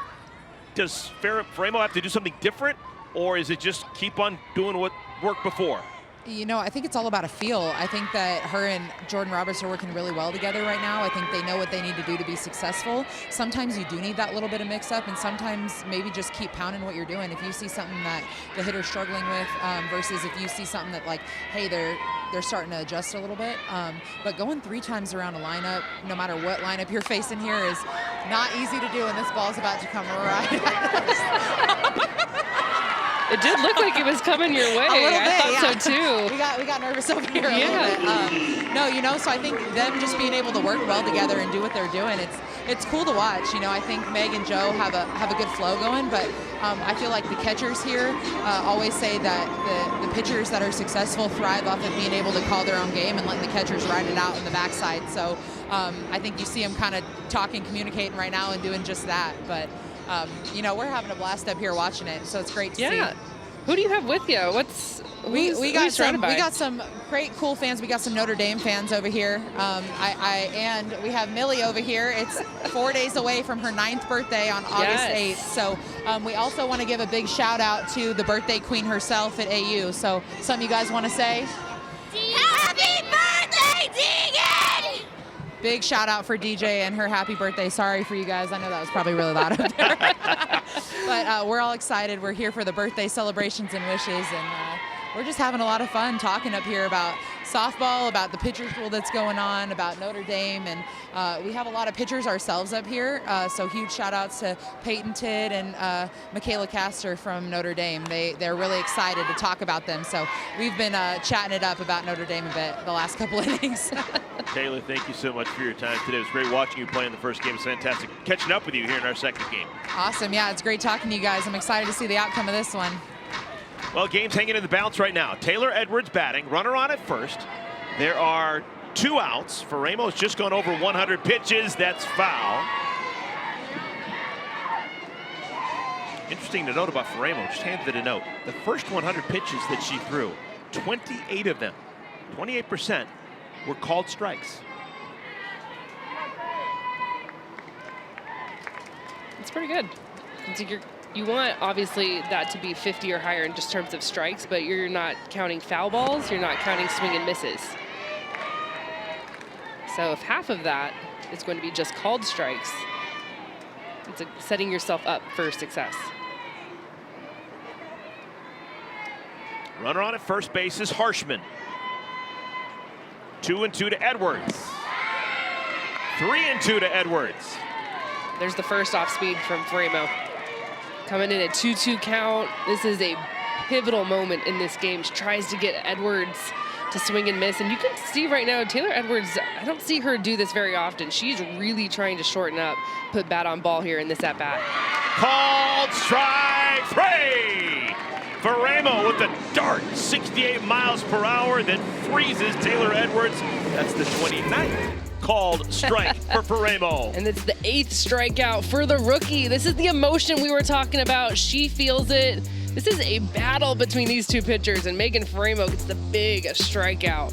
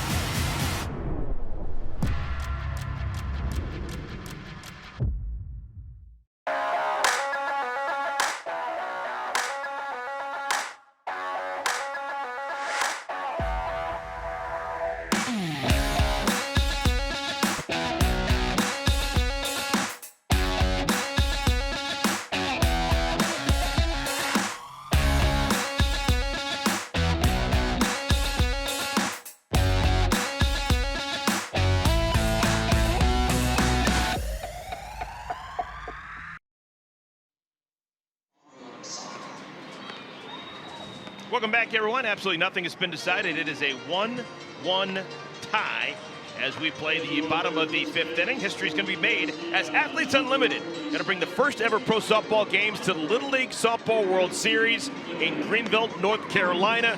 You don't want to miss this inspirational event with current stars of our game competing alongside the game's future stars. Tune in August 9th, 4:30 and 7 on ESPN2 to watch the AU Pro Games, or get your tickets today to attend in person. Visit auprosports.com for more information.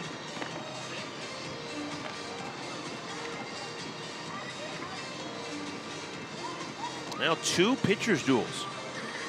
Our first game, it was a 2-1 win for Team Romero. They scored both of their runs in the 7th inning.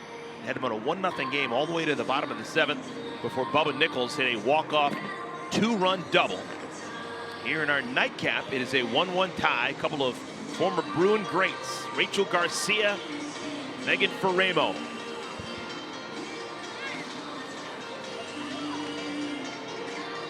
All right, we're going to talk this half inning with last year's champion, Deja Mulipola. She's behind the plate right now, catching Rachel Garcia. Deja, can you hear us? Yes, I can. How y'all doing? Fantastic. Thank you for taking the time with us. Of course. Tell me about Rachel Garcia. What do you guys? What are you seeing from her today? You know, we're seeing a lot of her spreading the zone. She's mixing speeds. It's been a minute since I've gotten the chance to catch her. So we're having a lot of fun, all smiles, good vibes down here with the Gold team. Serious question, are the glasses a new look for you this year? They are, and they're actually prescription, so they're not for style at all. Actually made for night games specifically. I think they look good, so style points. Thank you, I'll take it. Yeah, they look good. And I don't want to get too personal, but did you wear vision correction last year when you were the MVP and champion? Contact. Okay, got it. Okay, I thought that maybe you were doing that with blurry vision because you were incredible last year. No doubt about that. Yes! Look, Coach Candrea would be very proud that you're taking care of your vision and making sure that you can see the ball well during the day, during the night. You know how he is? Really would. He really would. It's all about the vision. Yeah, right. Ah! Good!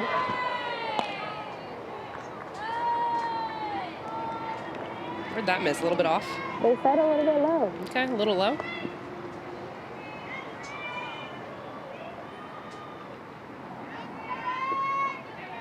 Come on, buddy. Yes! Yeah, Pike. Good stuff. How much time does it take for you to get kind of on the same page with the pitcher? You talked about how you haven't had that much time with Rachel. How long does that take? You know, I try to be as flexible as I can be so that it doesn't take too long, especially when you're thrown into games in the middle of innings, you know, with her having Taylor Edwards catch her for the majority of the time. Yeah! In my box. I just try to be as flexible as I can and just figure out what makes Rachel successful and stick to that. Good job, buddy. Deja, I didn't know where you started the game. I know that beginning of the game was Taylor Edwards trying to play. Were you catching bullpens or were you just in the dugout to begin the game? I was just in the dugout. I was the DP. Okay.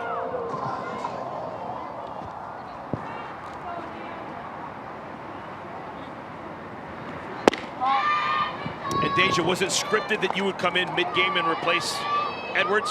I'm sorry, what was that? What did you know before the game that you were going to come out of the DP spot and replace Edwards defensively at some point? I did. I knew in the 4th inning that it was going to be my turn.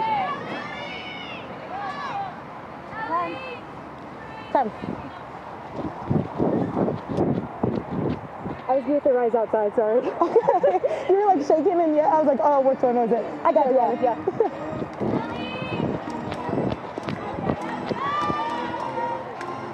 It's also easy to get on the same page when your pitcher's pretty flexible too. Yeah, she seems pretty easygoing for the most part. Off the field as well. Yeah. I see ya, good space. Deja, talk to us about going into this season. Of course, we all know that you're the reigning champ, and is there a little pressure on yourself, maybe self-inflicted, or do you feel any of that coming into the next season? I would say just a little bit. I can't lie about it, but I think I've struggled a little bit, and so I'm trying to recenter myself. This game is a game of failure. I'm trying to find the fun in it that made me so successful without having to push for trying to win, if that makes sense. Yeah. So, good! So I can't lie and say that I didn't feel pressure, but at the end of the day, still got to play softball and come out and, be a good teammate as well. Well, you're on a good team this week. Oh yeah, I'm so excited. I have another very serious question. Because of all these pitchers that bring the velocity, like Megan and Rachel that we're watching, I always wonder, as a catcher, do you guys have to take care of your catching hand with how hard these women throw? I do have a pretty swollen left finger, like my index finger. But I form my pockets in a way to where I slide my 2 fingers over and they don't get so beat up. Yes. Yes. That's a great play. 2 down here in the bottom of our 5th inning. Aaliyah Andrews, it's always hard to get her on a foot race down to first base, but there's now 2 outs and the base is clear. All right, I got a would you rather question for you. Would you rather throw someone out or hit a home run? Ooh, I am a defensive gal. I love defense, so I would have to say I'd love to throw somebody out first. Honestly, that's what I would have guessed. There's no points for that, though, in Athletes Unlimited. It's 40 points if you hit home run. It's pride points, okay? Pride points. Feel good points. With the speed in this league, it'd be an honor to throw somebody. Hey, Deja, we should pass along. You got credit for a stolen base back in the 3rd inning. Yeah. Yeah, so that's a plus 10 for you. Let's go. And even before you stole the base, Kenzie was talking about how fast you are. Coach never let me steal, so. Which I have some grief about. I wanted you to run so much more in college than you did. I think he was a little bit protective, let's be real. He was like, that's my catcher. I want to make sure I keep her healthy, but yeah, 100%. you're fast. 100%, and I used to joke around with him and say, we're good. Coach, I can steal. Give me the green light. Yeah. Give me the green light. And he'd just laugh and say no. Yeah, I think there's a little bit of like Papa Bear. No, she's not gonna get hurt. I don't want her sliding in and messing with an ankle or anything. But right. You for sure have steal speed. Thank you, Kenzie. Stay with it. Stay with it. Ow, ow. Good job. Deja, thank you so much for your time. Thank you, guys. It's always fun chatting with you. Let me know. We're just going to listen in for the rest of the inning. You're going to drop out. Okay. With you. Yep. Have some fun with it. Got 2. I love that. Have some fun with it. Yeah, D. That means just kind of throw it a little bit more low in the zone. Have some freedom with your spin. Don't be afraid to miss. And sometimes as a pitcher, you need to hear that. We get very locked down, and sometimes we can get very tight. And so when you hear a catcher say, have some fun with it, to me, I just automatically take a breath, and that's what you need. Ah.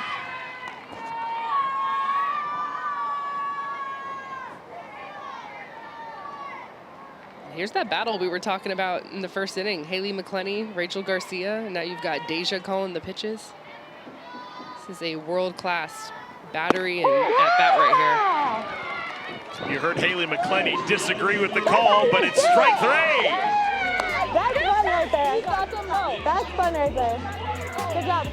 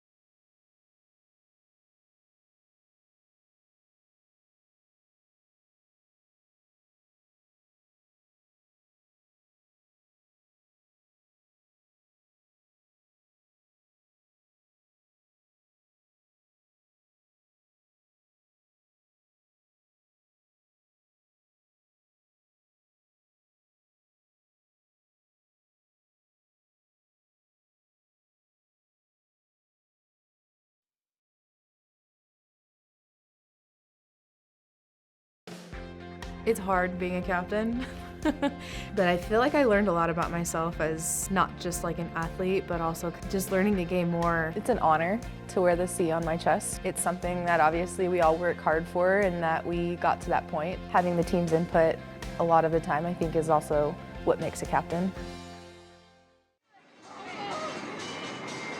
Well, so far so good for Rachel Garcia. She has put together a really good club, and her team has 3 of the 4 hits we've seen so far today. Megan Faraimo's team just 1 hit, but it resulted in a run. That was Sam Fisher's home run in the 3rd inning. That was the last hit given up by Rachel Garcia. It'll be Garcia, Jessie Warren, Jasmine Jackson batting against Faraimo. Starting to get a bit late here. It's the 6th inning, 1-1 tie.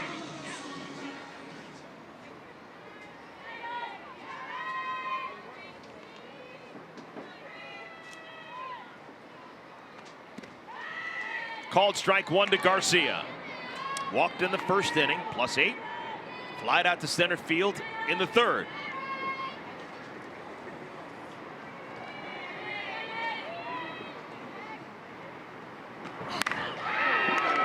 Foul ball. Would have been extra bases, no doubt about it.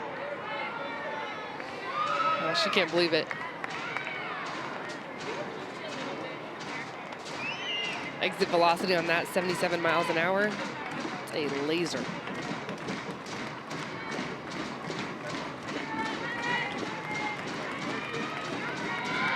Garcia, week 1. 4 for 8 with 4 extra base hits. 2 doubles, 2 homers. Dangerous part of the game for Faraimo. She's already thrown 108 pitches. Here's your updated leaderboard. Faraimo skyrocketing. She's now in the 7th hole after beginning the game way down because of the big performances for Team Romero's team. 1 down. Garcia pops out to Flippin. Throughout championship season softball, you can play in the all-new Fantasy Pick'em League for free. Compete for a chance to win a UC Gold membership and an exclusive player autograph bat from Mariucci. Sign up today, auprosports.com/fantasy. Mariucci bat, what? Here's Jessie Warren. Warren drove in the only run for Team Garcia back in the 1st inning. All 3 hits for Team Garcia came in the 1st inning. Hayward led off the ball game with a single. Harshman then doubled her over to 3rd. After a couple of outs and a walk, Jessie Warren a 2-out infield single. And that's the only run allowed by Faraimo.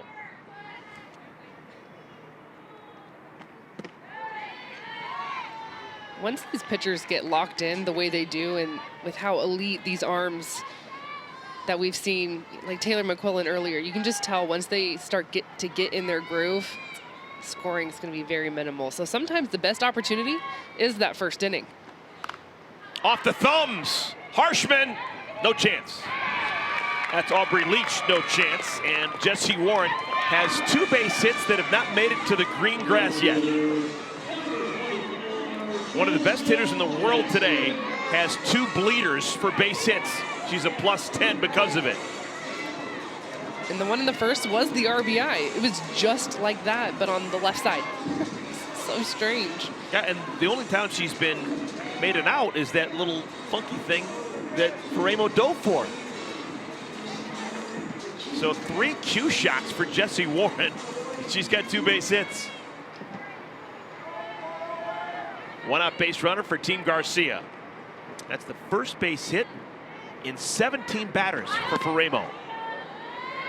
That sounded funny. Did that hit the bat? I don't think so. Okay. It did have a little bit more of like a muffled catch to it. I think just where it hit the pocket of the glove for Jordan Roberts wasn't a clean catch. Little bunt. Plays it first. Not in time. So good. Fisher played it well, but you can't deal with that type of speed. That is as good as you can do it right there.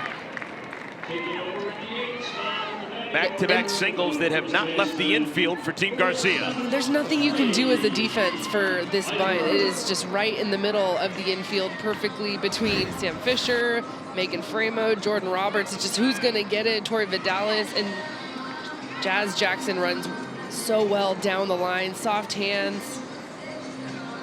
Close play, but man, that is a sacrifice bunt. That's a drag bunt. All in the same, all in one. Well, getting her first at bat of the game here in a pivotal part of our contest is the veteran Lily Piper. Jessie Warren's on at second. Jasmine Jackson's on at first. And Piper will come to the plate against Faraimo.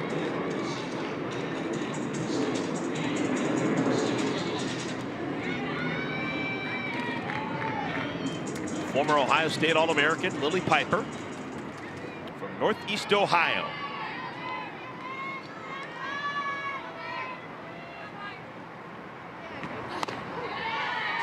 Called strike one.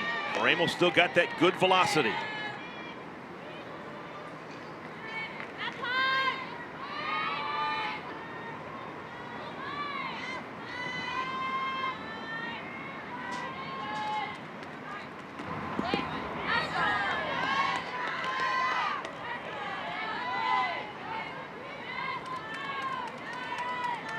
We have seen minimal activity in either bullpen, either in our first game or our second game. Does that surprise you? Well, 118 pitches into the game for Faraimo. Yeah, but we're talking about the Megan Faraimo and the Rachel Garcia. Like, this is the pitcher's duel I've been waiting for all week, and we're getting it day one. So I don't want to see anyone else in this moment right now other than Faraimo and Garcia. Let's take it all the way to the wire. And that's no shade to any other pitcher that's on these teams. It's just, this is the UCLA game. This is the teammates back up against each other. Faraimo's going to go to the lead runner, and Warren's out at third. 1-5 on the putout, 2 down. Faraimo has played some good defense. She's had her own back in this game defensively. Doesn't have to jump for this. I think if you asked her, she would say she was a little extra on that. Jumping for a ball when you're already 6'2", but just making sure that you see it down and secure it in front of you. But the presence of mind to get the lead out is huge as a pitcher. It's a very underrated thing. You want to make sure your infielders behind you are constantly in your ear about where the runners are, but it's almost one of those things where you have to compartmentalize and almost forget that for a second because you're so laser focused on the task at hand and executing your pitch. You've got Lily Piper in the box. You know the power that she has. Sis Bates was lifted last time up for DJ Sanders. Back in the ball game, and she's going to have to battle. Down in the count, 0-2.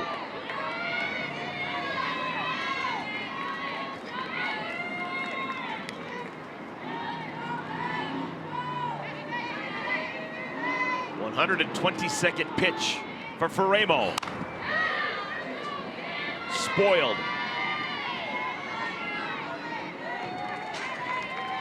Faraimo just really working the outside part of the plate here for Sis Bates. Situationally, too, it makes sense.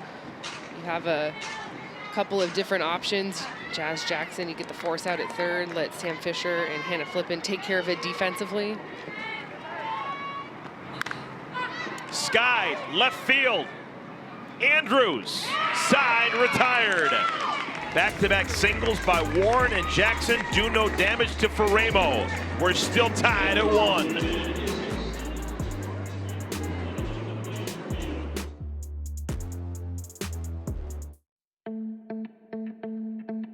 I didn't have the representation when I was young. I looked up to baseball players like Jeter. I want to be just like Jeter. I think it's so wonderful that there's women in sport now and they can aspire to be just like us. What a play, Sis Bates!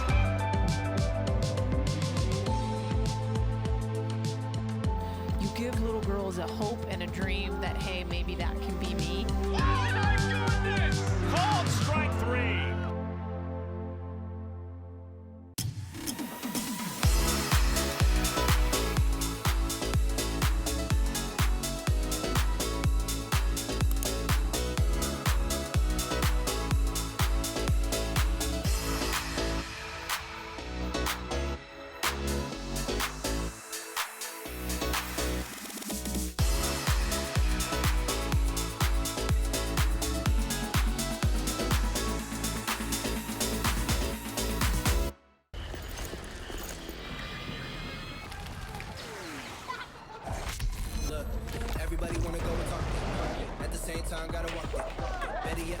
go, hit a lick, divvy up with my homies, and we do it all again.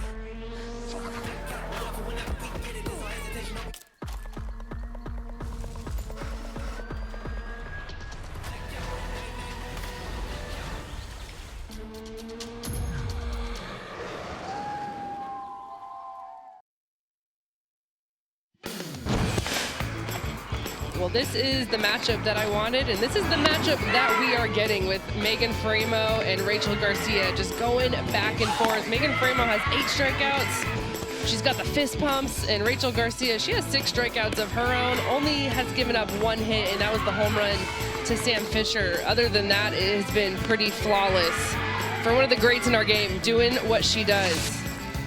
And you talked about the bullpen activity has been quiet. I expect it to continue to be quiet because of what they've been able to do. This is the pitcher's duel, the Bruin matchup. These were teammates on the 2019 National Championship UCLA team. And so anytime they can compete against each other, it's just a blessing for us to be able to watch. It's two of the best doing what they do.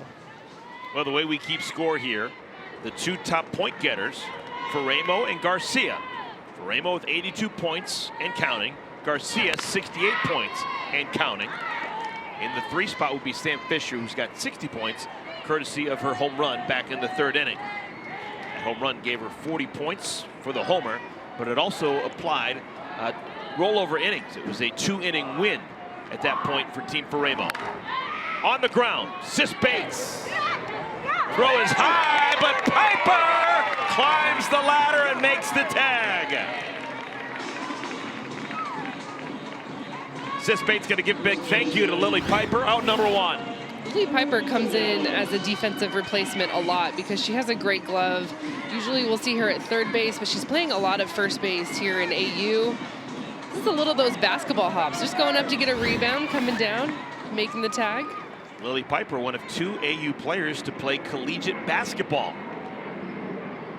Lily Piper and Nadia Taylor both played Division I basketball as well as Division I softball. Pretty cool. Ha!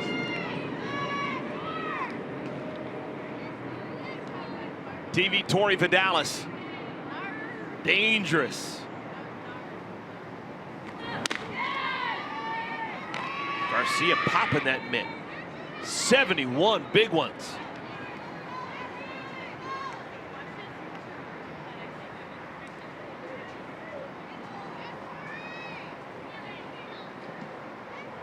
This inning is worth 30 points.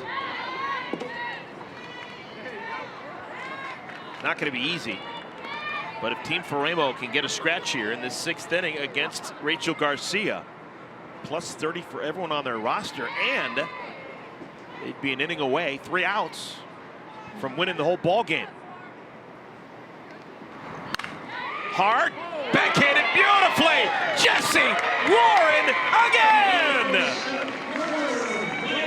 She's phenomenal. Do you think she's impressed? What does it take to impress Jessie Warren? That's my question. I mean, we're always impressed. Look at this play. Down to her knees, and it's the arm strength for me. To me, it's the balance. Her feet are always where they need to be so she can make a perfect throw. She's falling away from her throw, and that ball is as hard a throw as you're going to see from that distance behind her 3rd base. Goes down to the knee. You could hang a month's worth of laundry on that clothesline across the diamond. Like, I want to mic her up right now and say, was that an impressive play for you? I just want to know, like, what are her standards, right? She's got Steph Curry standards. That's why she wears number 30. Exactly. So Steph Curry makes all these plays, and everyone's like, oh my gosh. She's like, yeah, okay. What's so special? That's what I do. It's Jessie Warren at 3rd base. And we were talking before the game. Great 3rd baseman defensively over the years. I mentioned Kelly Montalvo. You said Andrea Duran. Yeah. Those 2 were unbelievable what they did, but you have a hard time convincing me that they're better than Jessie Warren right now. She's probably number 1 for me, and obviously has the luxury of being the most recent, so you go through all of the greats in our sport that play 3rd base, but my goodness, she's so good. Also, she wears number 30, and Steph Curry also wears number 30. So She wears 30 for Steph. just doing something That's why she's doing it, yeah. that nobody else can do. We got to get them connected somehow. How can we make that happen? Yeah, absolutely. She does things that nobody else can do, and same with Steph Curry. So here in this 6th inning, Rachel Garcia giving a couple atta girls. Lily Piper made a nice play at first on a high throw from Sis Bates. And then Jessie Warren, like a vacuum cleaner, down the third base line on a sharp smash off the bat of Tori Vidalis. Looking at my box score right here, Jessie Warren has robbed Vidalis twice. In the 1st inning, she made a sensational play that had me put a star next to it. Right. You would be correct. I think that Tori Vidalis is a smart enough player to try someone else. All right, Bianca Stelli draws a walk. We're just getting started. We have 2 more games tomorrow. We're going to get it underway at 2:30 Eastern, 1:30 Central. ESPN Plus, Team Faraimo going to take on Team Romero.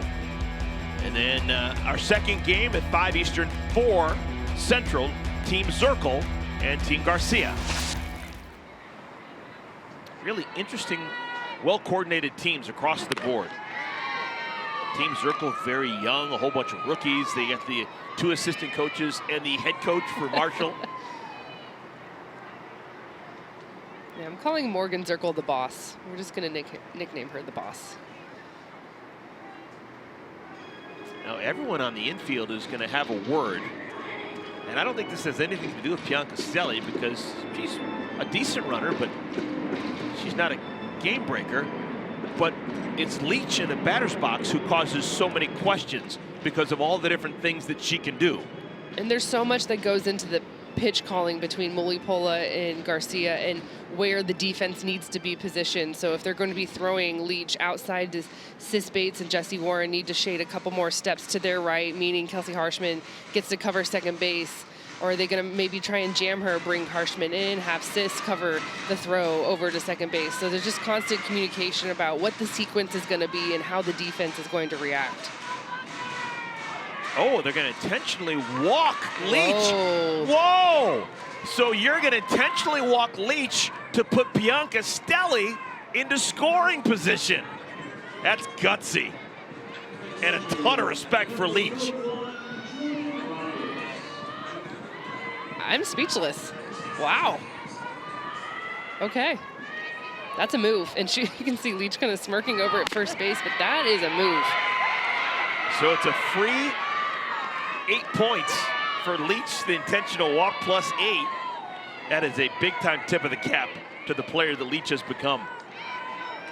Could be a matchup, lefty-righty matchup. Garcia maybe trying to go inside for Jordan Roberts, have the opportunity to have a lead out with Bianca Stelli at second, and Jessie Warren and Sis Bates are 2 of the best, if not the best defenders over on the left side. So much going into that timeout, and they come out of it, intentionally walk Leach. Here we are. This is a situation for Team Faraimo. They've got to capitalize.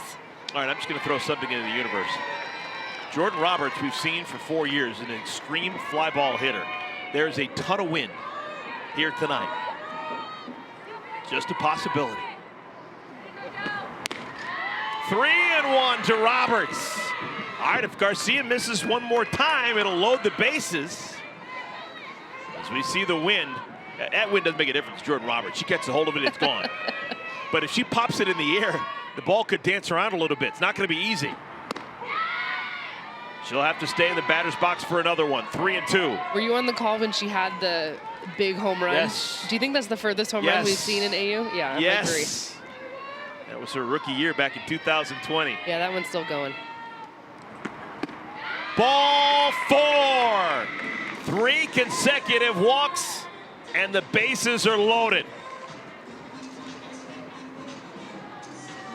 Huh. A little stumped, Derek. Not gonna lie. This is all happening with 2 outs. You got Bianca Stelli on at third. You got Leach follows her at second. And you got Jordan Roberts at first. Here's Andrea Filler. That's the strike that Garcia needed. Trying to get back on the beam. Filler, humpback liner to short, humpback liner to second. Trying to straighten one out. Whoop. 0-2.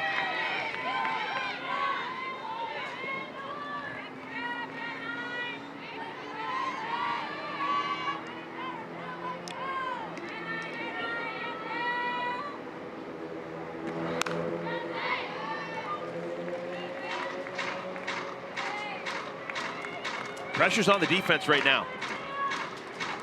If Filler just puts it in play, you can't slip on a banana peel. You got to make that play or else you're down.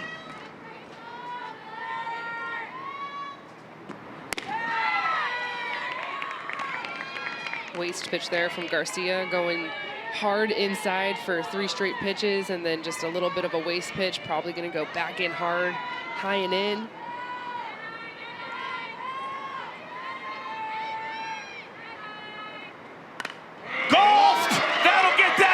One-run scores. Leach, she scores. It's a 2-run single for Filler.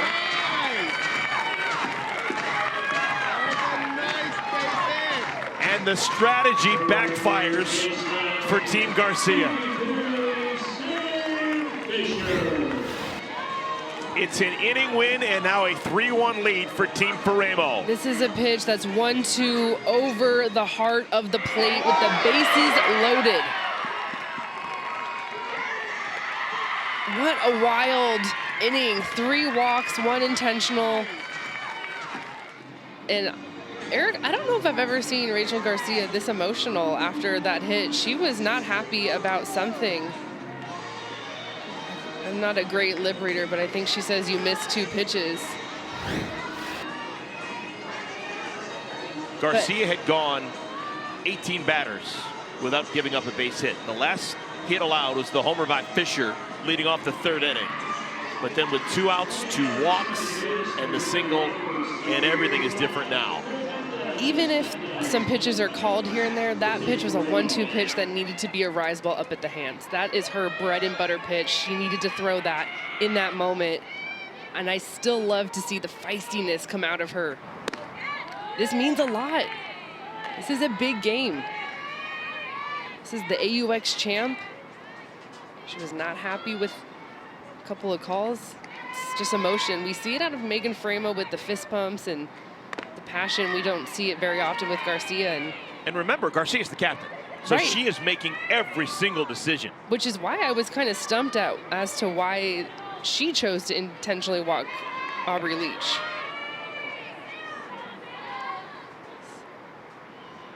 It's kind of interesting here. Yeah, maybe the problem wasn't walking Aubrey Leach. It was walking Jordan Roberts right after that to load the bases.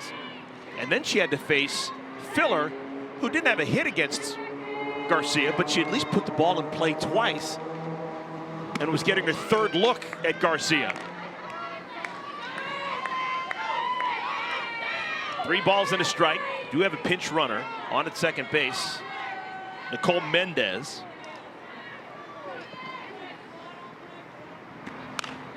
That is off the front foot of Fisher, and that cannot feel good.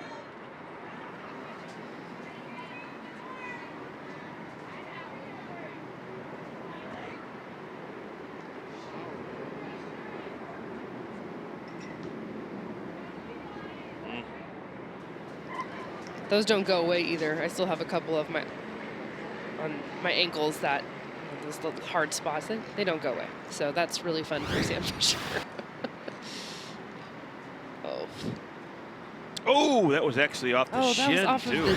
Of the, that's way worse. Oh, yeah. That is way worse. I thought it went off of her ankle.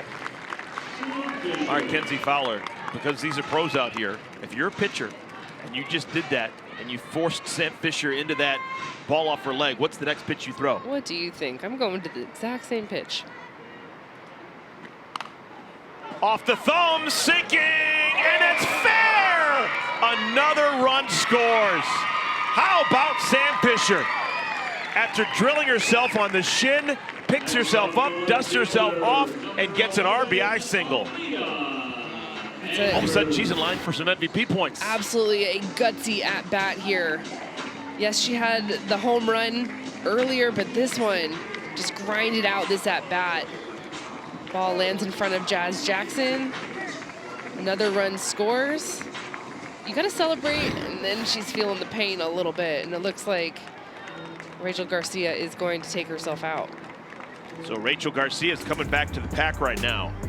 Kept herself in a little bit too long, and all the runs scored had been earned. Back in a moment with the new pitcher.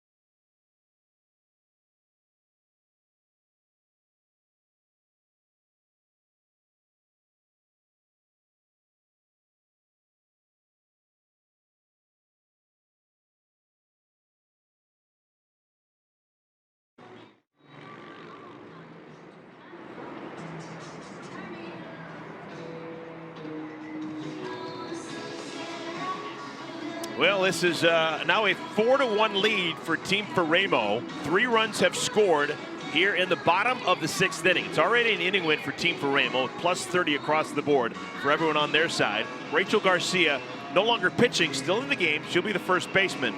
And the new pitcher, Sydney Littlejohn Watkins. And this inning started with 2 outs. And then the 3 consecutive walks, and Rachel Garcia had only given up 1 hit, and that was the Sam Fisher home run in the 3rd inning. And then the back-to-back singles prompted pitching change, and probably a good one. You can kind of tell a little bit of frustration there for Garcia, needs to remove herself. You have a solid bullpen. Why not utilize it? Sydney Littlejohn Watkins, one of the best curveballs that you're going to see in our sport, if not the best curveball. But she's going to have to throw to a bunch of left-handed hitters here. How does that sweeping curveball work to Aaliyah Andrews? And if she gets on, Haley McClenny. Lefty or righty, I can just tell you for Sydney, it doesn't matter. She'll throw a backdoor curve. She'll throw 5 in a row if she needs to. Back-to-back right there. Has total confidence in both sides of the plate. Yeah, so far so good. 2 pitches, 2 strikes. Walks to Biancastelli. Leach, that was intentional. Roberts. And then the base hit by Filler. And an add-on base hit by Fisher. Great job by Littlejohn Watkins. Out of the pen, 1-2-3 strikeout of Andrews. But major damage done. Team Faraimo 3 outs away from a win.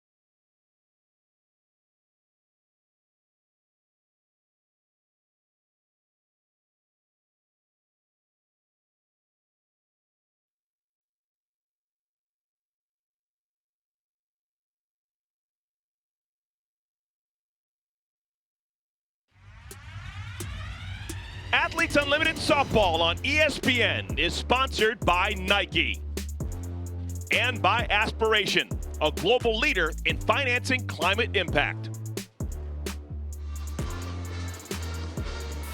We have made it to inning number 7. Vintage Athletes Unlimited Softball. Game 1, a 2-1 win for Team Romero. Another close affair here in our nightcap. It's 4-1. Team Faraimo just put 3 on the board against Rachel Garcia, and now they're trying to protect a 4-1 lead. Megan Faraimo has done her part. The captain inserting herself into the circle for 7 innings, and she has moved up to 3rd on the leaderboard. Trying to get a win. If she gets this win, it's going to be a plus 50.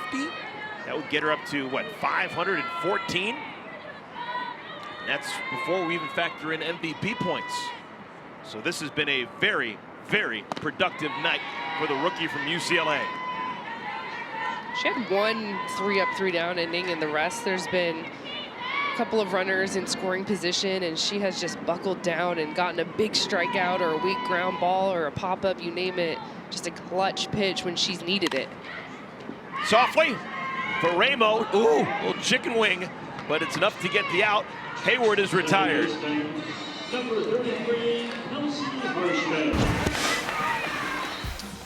Well, this hit was the difference in this game tonight. It came with the bases loaded. Filler clutching up. Soft liner, scoring 2. Big fist pumps off of Rachel Garcia, who had been dominant and cruising, only giving up 1 hit going into that inning, gave up 2 back-to-back singles.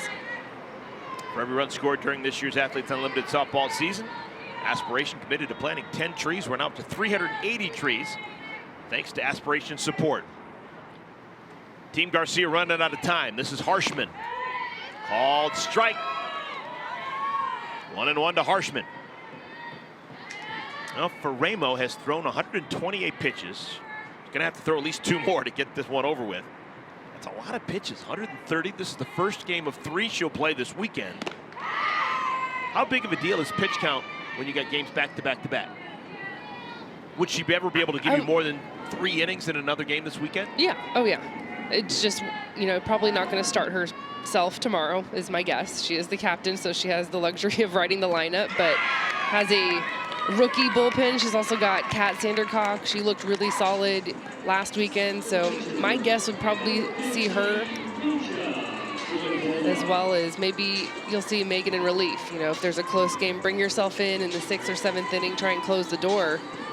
But she's in such good shape. I mean, these rookies fresh out of college, yes, I'm sure their bodies are incredibly tired because they've been grinding hard since January, but she's in great shape. She has struck out 8, and this is the 4th time through the lineup.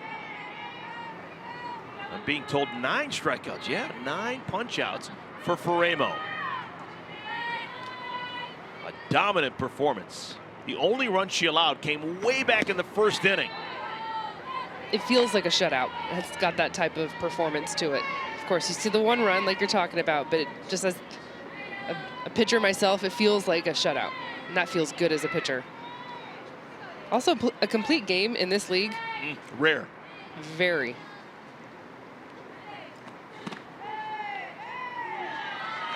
Well, Faraimo is on the doorstep of history here. She's got 9 strikeouts.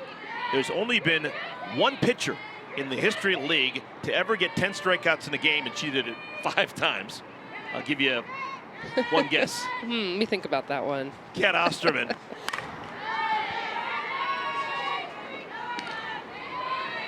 Yeah, when you only play 7 innings, that's 21 outs. You get 10 strikeouts against the best hitters in the world. That's crazy stuff. There's the great left-hander. Got this league started 2020 by winning it. Kat Osterman. Laced into right field. What a play! Erica Biancastelli ends it with an exclamation point. A complete game victory. For the first-time captain, Megan Faraimo, your final score 4-1. They win on a Friday night. First-time captain, complete game, and she's a rookie. Let that set in. This was a epic game. A showdown between Rachel Garcia, Megan Faraimo. 9 strikeouts, scattered 5 hits. That was key to me. She never let the innings get big. Whether Garcia's team would get on base, she would shut the door, had command of all of her pitches, and the emotion and the fire. And the best thing about Athletes Unlimited Softball, we're going to do it again tomorrow. Megan Faraimo may be brushing her teeth with her left hand tonight, but she doesn't care. She throws 135 pitches, but she strikes out 9 and gives up 1 measly run. It happened back in the first inning. This is what we've got tomorrow. Team Faraimo, they've got the quick turnaround. They'll play the first game against Team Romero. Both winners today. That is a 2:30 Eastern Time, 1:30 Central Time start. You can find it on ESPN Plus. Our second game, Team Zirkle, Team Garcia. That'll follow our first one. Man, sure hope you enjoyed it. Our first time with Kenzie Fowler is great, wasn't it? That was great. I'll come back. You'll come back tomorrow? Okay, yeah. All right, for Kenzie Fowler. For Savannah Collins, I'm the other Collins. Eric Collins saying goodbye from Rosemont.